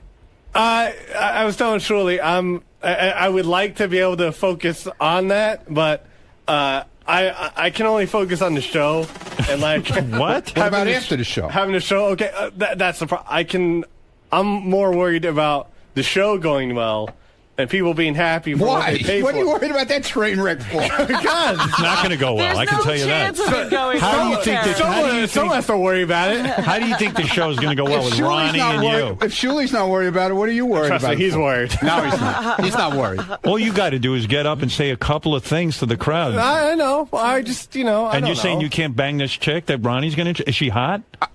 On Twitter, she looks hot. Did she send you pictures of herself? Well, she's got her, avatar picture. Let me see it. I don't have it with me now. I'd have to look for it. And she's saying she's coming to see JD. She's romantically interested in him? She didn't say that. She just said she wanted to meet him. Like back at the hotel? Yeah, well, she heard the stuff that was going on in the show. Right. And she said she wanted to meet him at the show. She didn't say anything about hotels. Well, hey, at least you got an entree. You don't know. There's plenty of recon going on. But you know he's going to fuck it up. Because like he's going to get with her and then all of a sudden she's not. He's going to be like, Well, I'm not going to stand there and give instructions in the bedroom. What does it mean, plenty of recon going on? But then again, maybe I should. Maybe I should do that. No, can't you help him at least get her, like, can't you help the conversation in the beginning? I will try. I was watching that matchmaker show on TV. But I'm a 0, so how am I going to work with you? You're a 52. Yeah, but that's the point. You're a 0, and meanwhile, you do better than him. Okay. And he's got 52 points on you, and he still fucks it up. Hey, he's so not confident. When he said recon was going on. We're just he's talking to people, I'm talking to people, you know, Everyone's see what talking. happens. Everyone's talking. Yeah, it's a disaster, Robin. That's what I meant. If he's talking to people, there's no recon going on. Recon. Whatever. All right. Recon full Hopefully you'll have a good weekend. Well, no matter what, we'll have fun. Yes. Hi, girls. Anyone want to go to the bar for a drink? Whatever. Whatever, something. You want to drink? I don't have Anybody want to get some of this cock? Cock for sale. Anybody want to lick my balls? My taint. An asshole. Who wants to tongue dart my sphincter? Wait, girls, don't leave. I'm a 52. Whatever. All right, whatever. Can't believe you tested higher than me, you freak. Wow. I'm a 52. Let me shit in your mouth. Oh. I hope you get some girls, man. Sounds like you'd be up on stage and there's going to be some chicks coming to see you. We'll see. Yeah, you too. You're coming to my hotel room, both of you. You? Yeah, you. Last time you got a girl in the hotel room, she broke her date with a guy sitting Yeah, but there. that's how he talks to the girls, kind of, too. What do you mean? Like, he's very, like, come on, you got to come with me. Oh, he is? No. Like gruff. He's gruff. That was a different. She's frustrated with the English I had language. been talking to her before that. You weren't there. Just stop. You know what it is? He's so bad. Doing recon. It's still not the way to get the girl in a room without a guy coming with her. I know. However you're talking to them, it's the wrong approach. When you talk to her like that, she's definitely going to bring a guy with her. Yeah, you sound like a rapist. I ain't going to come Get in my room. room. Get in my room, you. Get in the trunk. Get in there. Throw her in the trunk. I've got a knife. Push her in the trunk. Yeah, you got to like. You gotta get a girl up there without a dude in the room. Oh, yeah, I know. It'd be funny if the dude pulled down his pants and said, "Hey, JD, how about a blowjob?" Oh, gee, I would have fucking killed him. Yeah, sure you would. Would have beat the shit out of you. Why? Yeah. I could. Yeah, whatever. I've got ninja moves. So he ends up with a guy in the room because he blew it, right? Because he was being all rough. I think so. Yeah. Ronnie knows how to talk to girls. Stick with him. Guy's a fucking 0 and he gets laid more than anybody. Oh, I know. You know, he's handicapped. He should have a handicap plate on his face. He's got a 0, and yet he still makes out just fine. Right? Yeah. Chicks love you. I have no problem. Because he's fun. And you get all marble mouth. I'll help you, man. You know what you got to do? I promised your father. Oh, God. You know what you got to do, Ron? You got to, like, hang out with him, make sure he doesn't go wrong. Because I was watching this matchmaking show. Right. This woman comes on, and she's like a professional matchmaker. Blonde-haired woman, nice-looking woman. I'm watching this thing, you know, because I watch everything. And what she does is these guys are total douchebags. They don't know how to talk to girls. So she kind of, like, rehearses them. Right. Like, this fucking guy wouldn't even take off his hat. And it made him look, he was 40 years old. He looked like he was 12. And chicks don't dig that. Right. And you see how JD rocks back and forth and shit. They stop him from doing all that. Just and one of the tips I learned, when you meet these girls, like if you meet one of the girls, give them a hug. Yeah? You know, yeah. Don't like, give them like a hug. All right. Don't stay back. Go in. Yeah, go in. All right. Yeah, see how it worked for me when we did that, we did the thing here, when I went over and hugged the girl? Yeah, right? Everybody said I looked like it was a pervert. You know what you got to do? You got to hug them and then squeeze their ass and play with their vagina a little bit. There you go. You'll do just fine. Yeah. You'll be in jail. No, but you got to get some sort of rap together, dude. That's chicks. The main thing, it's not your looks, it's your rap. And I'm not saying I'm good at it, but you're a disaster. You figure though, you know, when he has a few drinks, that his rap would get better. Oh, it's not? It doesn't. It gets like angry, right? Yeah, he gets angry. He gets especially if the girl starts to like, because I saw this at the strip club with him. If the girl starts to like even reject him a little bit, yeah, it's getting rejected. He really gets you agitated. Can't do that. Well, I don't want to get rejected. Well, no, what do you want from me, dude? You got to keep working at it. You don't. You don't act like you're going to reject me. Why would I keep working? No, they don't reject you right away. It's like the slightest little wrong word they say to you. It's like, get the fuck away from me, and you move on to the next one. No. Dude, you got to work it. I don't even know what you're talking about. I know what I'm talking about. Ronnie never gives up. I've been there with you. All right. He's like you know when those wolves get trapped and they gnaw their own feet off? That's Ronnie. He keeps gnawing. It's like on The Walking Dead when the guy cut his hand off, right. Remember? Yeah. To get at it when he was all... Yeah. Right. Yeah, sure, whatever. Yeah. I always agree with Ronnie. Who would you fuck out of these two? Oh, Seriously. my God. Just fuck Ronnie. What? If she's thinking Benji over me, she's fucking Ronnie. I bet you, after the test yesterday, Ronnie got a 0, you got a 52. I bet you got a shot with Robin over Ronnie. Yeah, all right. Let's go. Robin, you got to bang one of them. If you can stop laughing. Come on. Don't emasculate.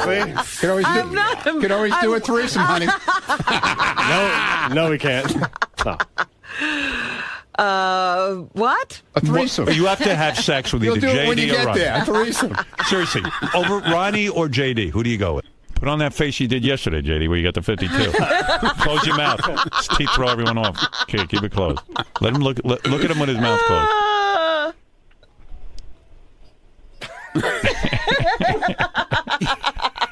Go ahead. What's your answer? I'm looking. Time's up. All right, this is good. JD turned his back on me. No, but this is good, though. You're fantasizing about... That's good. Take your time. She's fantasizing, all right. Yeah, she hasn't vomited yet. Go ahead, Robin. Which one do you choose? You have to kiss and fuck, and you're blowing them. You're doing the whole thing. You have to lick my tank. You're doing it all. It's like a full session with these guys. All holes will be visited. The last 2 men on Earth. Right. This is it. You have to repopulate the Earth. You have to choose one of them. You have to glug my love snot. It's not life and death, Robin. Just choose the one, though. Yeah, she's the one who has to fuck you. Good Lord. Go ahead, Robin. I'm going to choose JD. Wow. See? Since he got the 52. There you go. I'm looking at him in a different way. Right? I'll give you a call later, Rob. Which would you go with, Lieberman or JD? JD. Wow. He really is an 18. Yeah, she didn't even have to think about that one. Wow. Well, at least she thought for 20 minutes about me and JD. JD suddenly... He's going to go home tonight again. He's not going to sleep again. Right. His poor girlfriend. Oh, no. Wow. You beat out Lieberman. No? Nice. Way to go. Since that 52, things are turning around. Slowly but surely. Yep. I've won Robin over. All right. Well, I got to do a spot break. We got. Oh, my God. It's 9:51. What are we doing? Well, we got to do news, but first... I'm getting laid. Thank you. Thank you, boys. All right. Thank you, Robin. You're interesting welcome. segment with Robin. Okay. So it's been a while since you've really given it to Ronnie that way. Yeah, it was good stuff. The last 2 days have been classic Sal and Ronnie. Good stuff. Why do you enjoy busting Ronnie's balls more than anyone else? It's all in good fun. I just love breaking his balls. So, it's like breaking your old grandfather's balls. When I was a kid, I used to, pull the plug on the TV or change the channel with a remote, and you would think it was broken. Stuff like that. And hide his cane. And he's cranky. He's cranky. It's so much fun pissing off an old man. Let's get him again when he comes out. Yeah, I'll hide here. You could hide. You could even... Actually, right here. Yeah, that would be perfect. Okay. Here comes the dumb questions now. So, Ronnie, how do you feel that Robin picked JD? Does that really make you feel horrible? Hold up. Ronnie, you and JD have a bit of a friendly rivalry. Would you agree? Rivalry? Well, he's canceled your radio show. Yeah. He's out-handsomed you most recently. Yeah. Now Robin's picking him over you. Yeah. Are you feeling a little bit of bitterness towards him? I can't even talk. I gotta go cry. Do you feel like that zero's been hanging over your head for a long time now? Since you've been around, for sure. Without a doubt. Will you still help JD, with his swagger? Were you listening to the show? Well, he just defeated you like 3 times. I wouldn't be helping the enemy. Lisa just said Ronnie picked you, or Robin picked you over me to fuck like that. Me, it took 20 minutes to make the decision. You, it was like... It's as if you just scored an 8, not even an 18. Don't hit the player, hit the game, my friend. You know what? I'm done. That's fucked up. Excuse me. I like JD. No. Don't get me wrong. Obviously.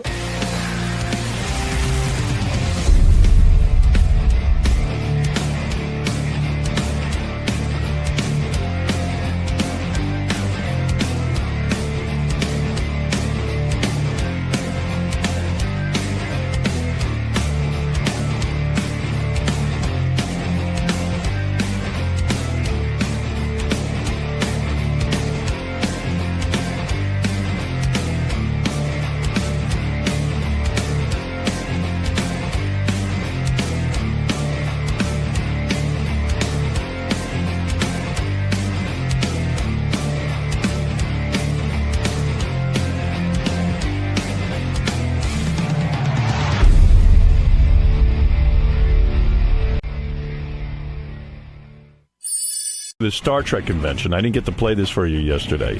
The Star Trek convention, much like the Star Wars convention, and I mean, we know what that sounded like. What's your favorite character on Star Trek? I would have to say Data from Next Generation. Why is that? Well, because of his uniqueness, trying to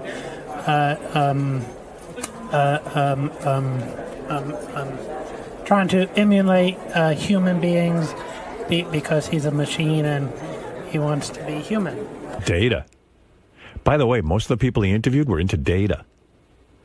Wow, I didn't know Data was that big a deal. Yeah, Data.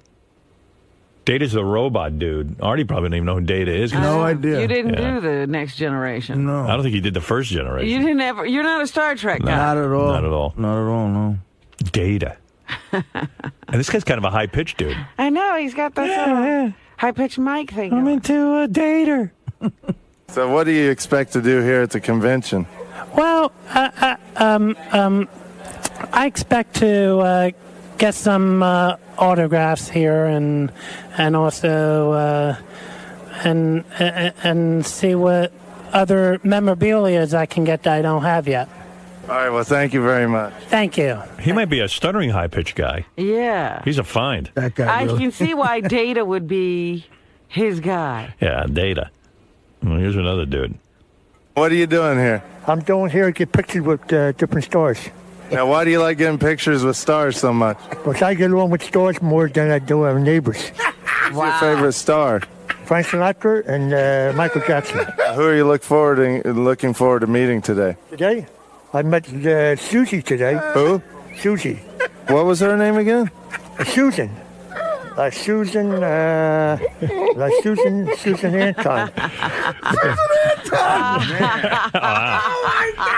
What's she doing at the Star Trek? What the fuck happened to Susan Anton? That is such a name. Oh, she was so hot. Yeah, she was hot. Remember she married Dudley Moore? Yeah, and that went horribly wrong. You know it's a man's world when Susan Anton marries Dudley Moore, and Dudley Moore's treating her like shit. I saw Eddie Murphy at Radio City Music Hall. Me and my two buddies, we sat in the back row in 1985. Right. And the big fucking thing in the whole room was when Dudley Moore walked in with Susan Anton. They walked right by us in the aisle. She dwarfed him. Yeah. I mean, it was weird. Because I guess Eddie Murphy and Dudley Moore had just done that awful movie together, Best Defense. Remember that? Really horrible movie. But, I mean, Susan Anton, that. First of all, can we get that guy to sit in on the news every day? We have his info, that guy. Susan, she wasn't there. I think he was just trying to think of a name. Maybe he meant Sulu, because he kept going Sulu. No, there was a woman named Susie. I don't know her last name, but she was from like Next Generation or something, I think. Oh. Could you say shrimp sauce saucers? Shrimp sauce sausage. Again? Shrimp sauce sausage. Shrimp sauce sausage. Yeah, so that's that guy. See, there's other dudes there, too. It's a pretty amazing crowd that's collected at the Star Trek convention. Great. Now, are these people dressed as anything, or are they just in... Some of them were, Yeah. Was any of those guys dressed as Data? No, those guys weren't. But there were like Borg there, and then there was Klingons and things like that. Huh? Yeah. It's a weird move, like the guys who decide to come in costume and dress up as a Borg. And then there's guys who just disrespect it and don't show up in costume. Then you feel like an asshole for being in a costume. Well, I was in a costume. I felt like an asshole. Well, we got to do something that's not copywritten on Howard TV. So I just had like a generic silver spacesuit with pointy ears. Oh, so you were just a spaceman. And sunglasses. You created your own character. Yeah. Yeah, that's not cool. For Howard TV, you can't dress up as Data? That's bullshit. Of course you can. I mean, there's weird rules. Just to be safe, we got something that I think you could have bent that one. I don't see a huge lawsuit. Don't they sell Data costumes? Yeah. Yeah. I don't know. Wear it. That's bullshit. Sometimes our guys think they're lawyers. And right. They're always what the fuck they're doing. Overthinking things. Yeah. Well, I mean, they did get me to look like an idiot, so that mission was accomplished. I like Richard's legal advice. There's weird rules. Yeah. This guy knew the show, huh? Yeah, the Lisp guy. Hi, Howard. I don't mind meeting all them girls you got with the big chest. I'm so jealous, Howard. You got all the girls with the big boobs. You love big boobies? Oh, yeah. Now, what about, do you know Robin Quivers? Yeah, Quivers. Oh, Quivers. Oh, my God. She's a knockout. What do you think of Robin Quivers? She's nice. She's got big boobs. Yeah. I don't know how big. I've never seen them. What would you do to Robin's boobs? Oh, I don't know. It's hard to say. Say, Robin, you sure are sexy. Robin, you are sexy. You sure are sexy, Robin. So who all have you met from the Stern Show? Chuck the Throat Man, Stuttering John, Robin, Baba Bowie. Baba Bowie. Baba Bowie. I can see Fred playing that one now. Baba Bowie. And who? Baba Bowie. Baba Bowie. Baba Bowie. How was Baba Bowie? Nice. Baba Bowie. That guy's cool. David's brother. Highlights of the Star Trek convention will be on Howard TV tomorrow night, as a matter of fact. Guys from Howard TV were in here this morning doing some sort of technical thing to improve things. They get some big tracking camera now. Oh, really? That move? Yeah, Scott DePace was saying it's really hard to have stationary cameras on a show that's so moving. He needs to sweep the studio. So I see. They got one of those things coming in. What's your name? Paul. I've been going to conventions in Philly since I was in my teens. I've been Trekkie many, many years. So what's so great about Star Trek? The stuff they have out now, like the tricorders and all the stuff, the gear, all the inventions they're making up now. Oh, my God. This is a nightmare. Maybe you ought to go there and meet a guy. This sounds like you went to a hospital. Oh, this is for guys terrible. with head injuries. What are you trying to say, Robin? What's the matter? You wouldn't date a Trekkie? Oh, dear. On TV, Next Generation, like Beam Me Up, Scotty, stuff like that. The Transporter, all that stuff is really cool. And do you ever fantasize that you're a Star Trek character? Data's my favorite. Data. He's a good character. Jean-Luc Picard is cool. He says number one, engage. You like that phrase? He says engage. Oh. What is it? He says engage. Oh, my God. What phrase? Engage. Engage. Spell that. Engage. Spell? He goes like this, engage. Like warp 1 or warp 7. What does he say, though? He says engage. like engage. He says start up the ship. It means engage.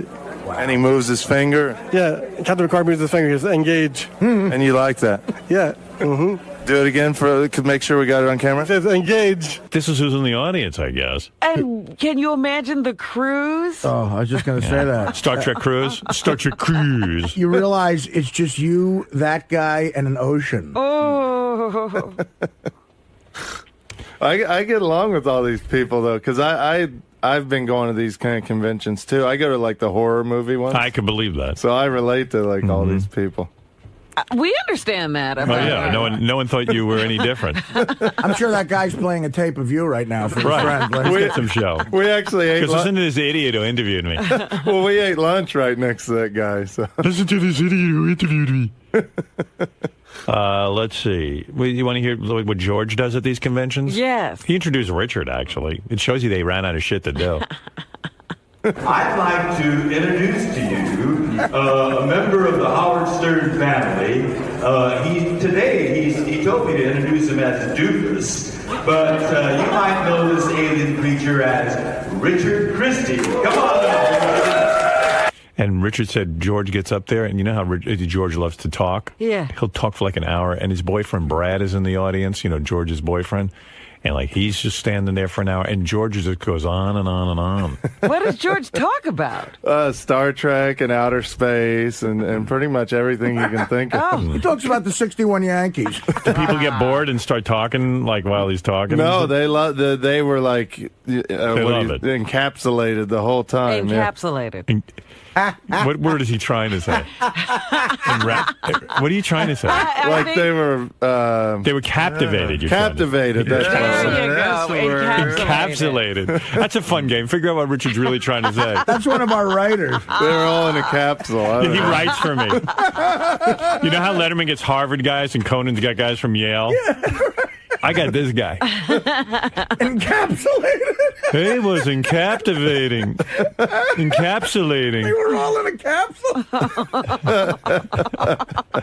I like to drink and say encapsulated. It's hard to think of those big words fast. Well.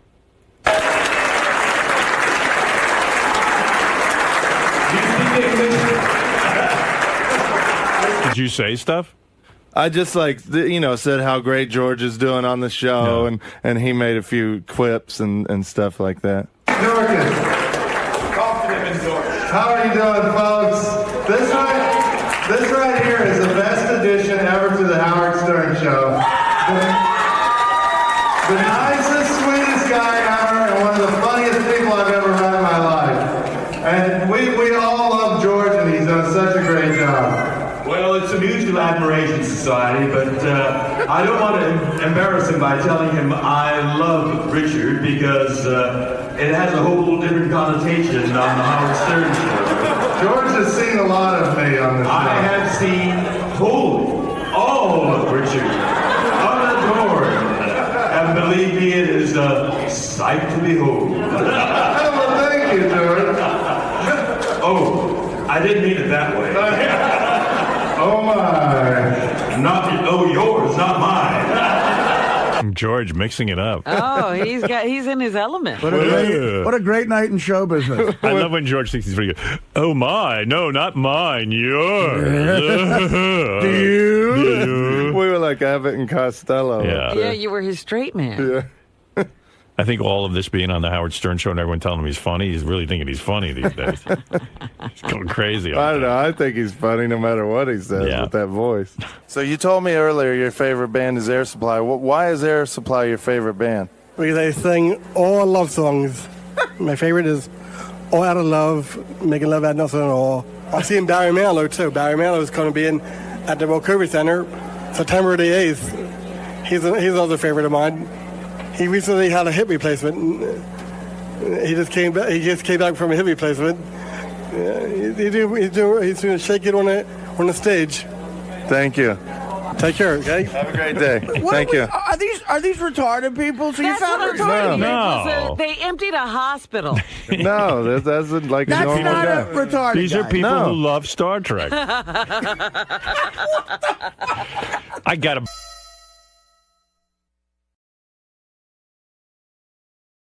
Hey, by the way, you really are a moron. Why? I mean, I heard you on the wrap-up show. I'm going to play it where they're asking you about who's running for president. Politics is not my thing, man. Motherfucker, you're stupid. I mean, do you ever open the paper ever? Yeah, I open it a little bit. You thought Barack Obama was a Republican. He's a good guy. I think I'm going to vote for Obama. I really am. Yeah, Obama? Sure He's got to be better than the asshole we have in the White House now, so... It's still a horse race. Do you know who she is, Hillary Clinton? Yeah, you know Sure, that. she's Clinton's wife. What does she do for a living? She's I know what she is. She's the governor of which country? Of New York, right? Isn't she the governor? No, wait, that would be governor. I mean, Yeah, Pataki. She's the governor of Pataki. Do you still think Pataki's governor? No, she's now. Who's the governor of New York? She's the governor. Right. Okay. Of New York. And who are the senators? That's a good question. Brownback or something? Yeah, right, Brownback Senator is a Brownback. senator. Yeah, And who's the other one? We have how many senators? If you're asking for another one, we must have two. So Brownback and who else? Well, I won't call you an idiot if you get this. Well, you got Brownback, right? You know that Hillary Clinton's the governor of New York. Who is the other senator from New York? You'll impress me if you know that.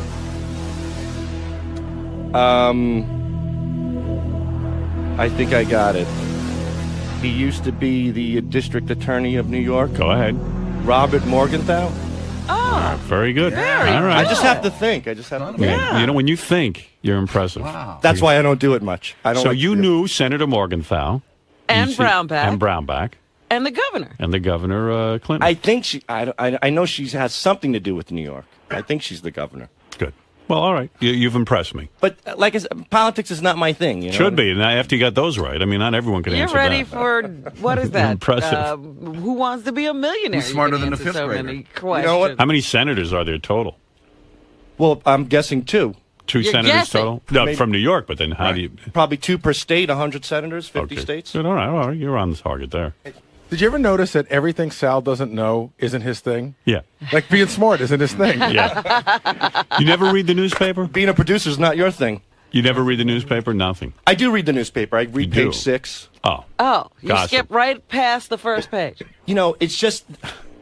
this is not CNN, Howard. This is the Howard Right. Stern show. Okay. You know, this I is just thought not, maybe you're curious. Hannity and Just for your Combs. own life, you might want to know. Listen some to of me. these things. It's not Hannity and Combs.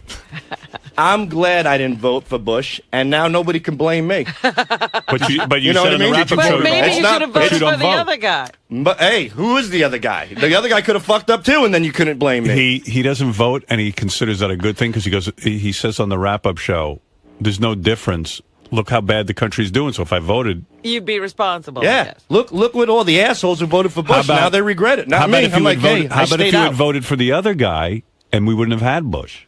You could have saved us. Well, that's all hearsay. We don't know what this guy would have done. Hearsay. Hearsay. All right, no, thank it's you. not. And that's why I'm going to go against the grain. I'm seriously considering voting for Obama. And Yeah. I do mean that because Why? this Why do you world like has been him? so screwed up for the past 100 years. But why do you like Obama? What is he for? He's pro-choice, which I agree with. Mm-hmm. The guy, look, if you're a black guy in America and you can push the people to vote for you, that's impressive. And I mean that In the in the most positive sincere way. All right, I got So to stop that's this so, conversation. Everything that comes out of your mouth is stupid. All right, thank I'm you. sorry. Going to vote in any election.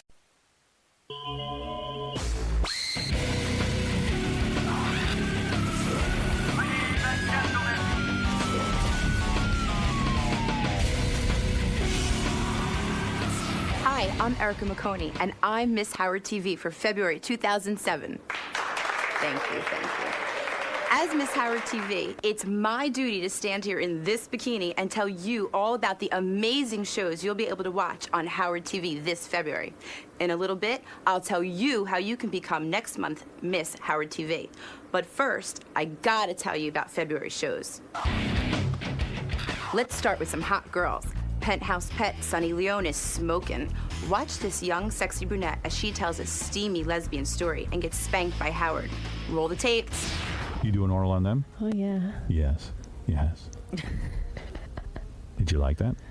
Yeah, it was nice. And who put the strap on? Well, I ran out and got it. You put it on? Yeah. I'm going to spank you because you've been bad. Come closer. Do you wear your strap on? Spank me, Howard. Did you take your strap on? No. Ooh. Do it again. Could you hear that, Adam? Yeah. Did you? Every time I spank you, I want to hear, yes, Daddy, I'll take my strap on. There's tons of other fun and sexy girls this month, including 18-year-old Hayden, Bridie, a young cutie who somehow wound up naked, a girl who claims she's hot enough to be the Black Pam Anderson, and Solitaire, a girl so desperate for breast implants, she gets bologna tossed at her butt. Go ahead, you try. No! Jackie got it right in the center. It's stuck? Did it stick?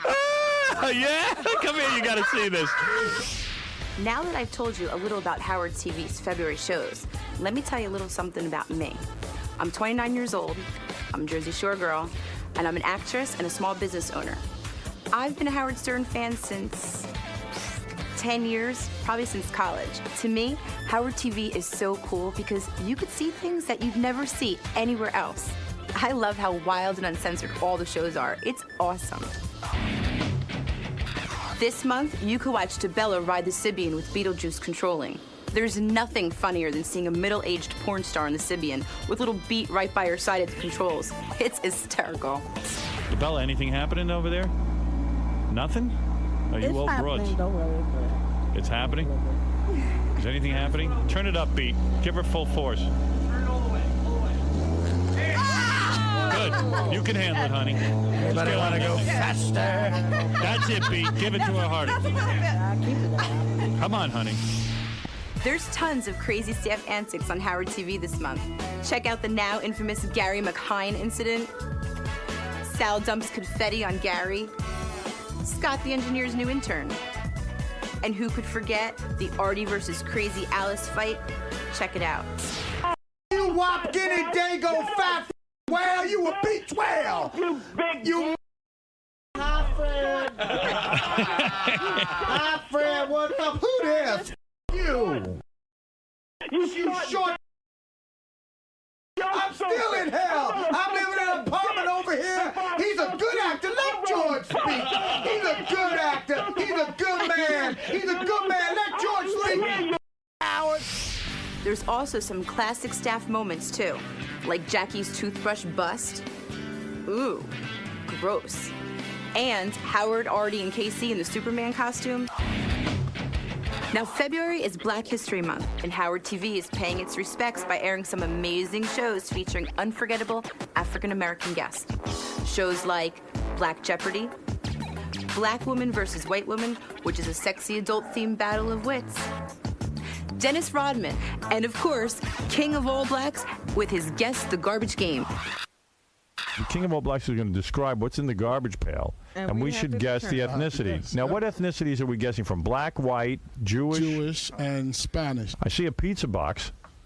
We got a pizza box here. Yeah. We have beer bottles. We have milk. Carton of milk. Yes. Right. Whole milk. Yeah. Right. And we got pieces of wood. All right, so we say that's black people. Are we right? Let me see. I'm going with white. I know. Trust me, I know. But I'm just trying to. All right, go ahead. No, you are wrong. An exclusive revealing celebrity interview makes its debut on Howard TV this month. Martina Navratilova. Howard talks to the tennis legend about her incredible career and, of course, her lesbian relationships. Let's watch a clip.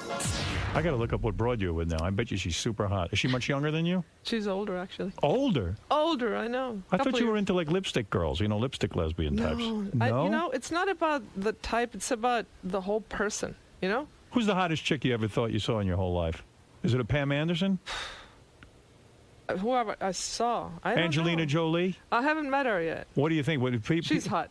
She's hot. Amazing. Everybody thinks she's hot. Of course. On a more serious note, Howard TV pays homage to our recently departed friends. Relive the fun-spirited comic genius of Rodney Dangerfield. And the late godfather of soul, James Brown, talks to Howard about his colorful and turbulent life. With his wife, Tommy Ray, in tow, this show is a must-see. Here's a peek. Now, have you given away all the guns? Because No, I'd have to give them away. The government come to my house and got them. You said you would never allow anyone to take away your guns. Well, I would. I think a man I have guns. Well, look, I think a man has a right to defend himself at home. You bet. And especially from your kids. Do you ever fantasize what it'd be like to make love to the godfather of soul? I fantasize all the time what it would be like to be his woman because he's such a good, strong man. Right. And he's such a good provider for so many people. I think course. It's wonderful. So occasionally you have sex with him? Well, you'd like to hear me say yes, Howard, but I just can't do that. It's a Howard TV original production. It's Brutopia with King of All Blacks and JD. See what happens when these two visit a beer festival and King tries to teach JD how to drink up like a man. Take a look. The whole thing about drinking beer is holding the glass. You know what I'm saying? Yeah. So let me first see how you hold the glass, and then I'll go from there. Proceed. Nah, you don't see. Okay. See it right here? Yes. Perfect. And go. Move. No. Then go. And go. Go. Oh, go.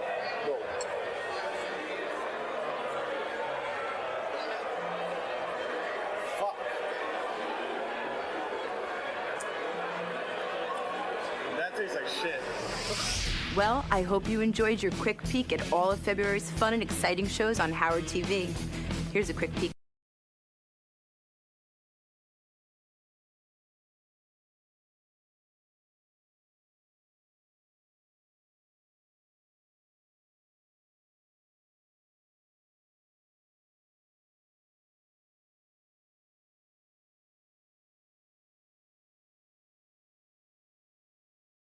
TV just like me?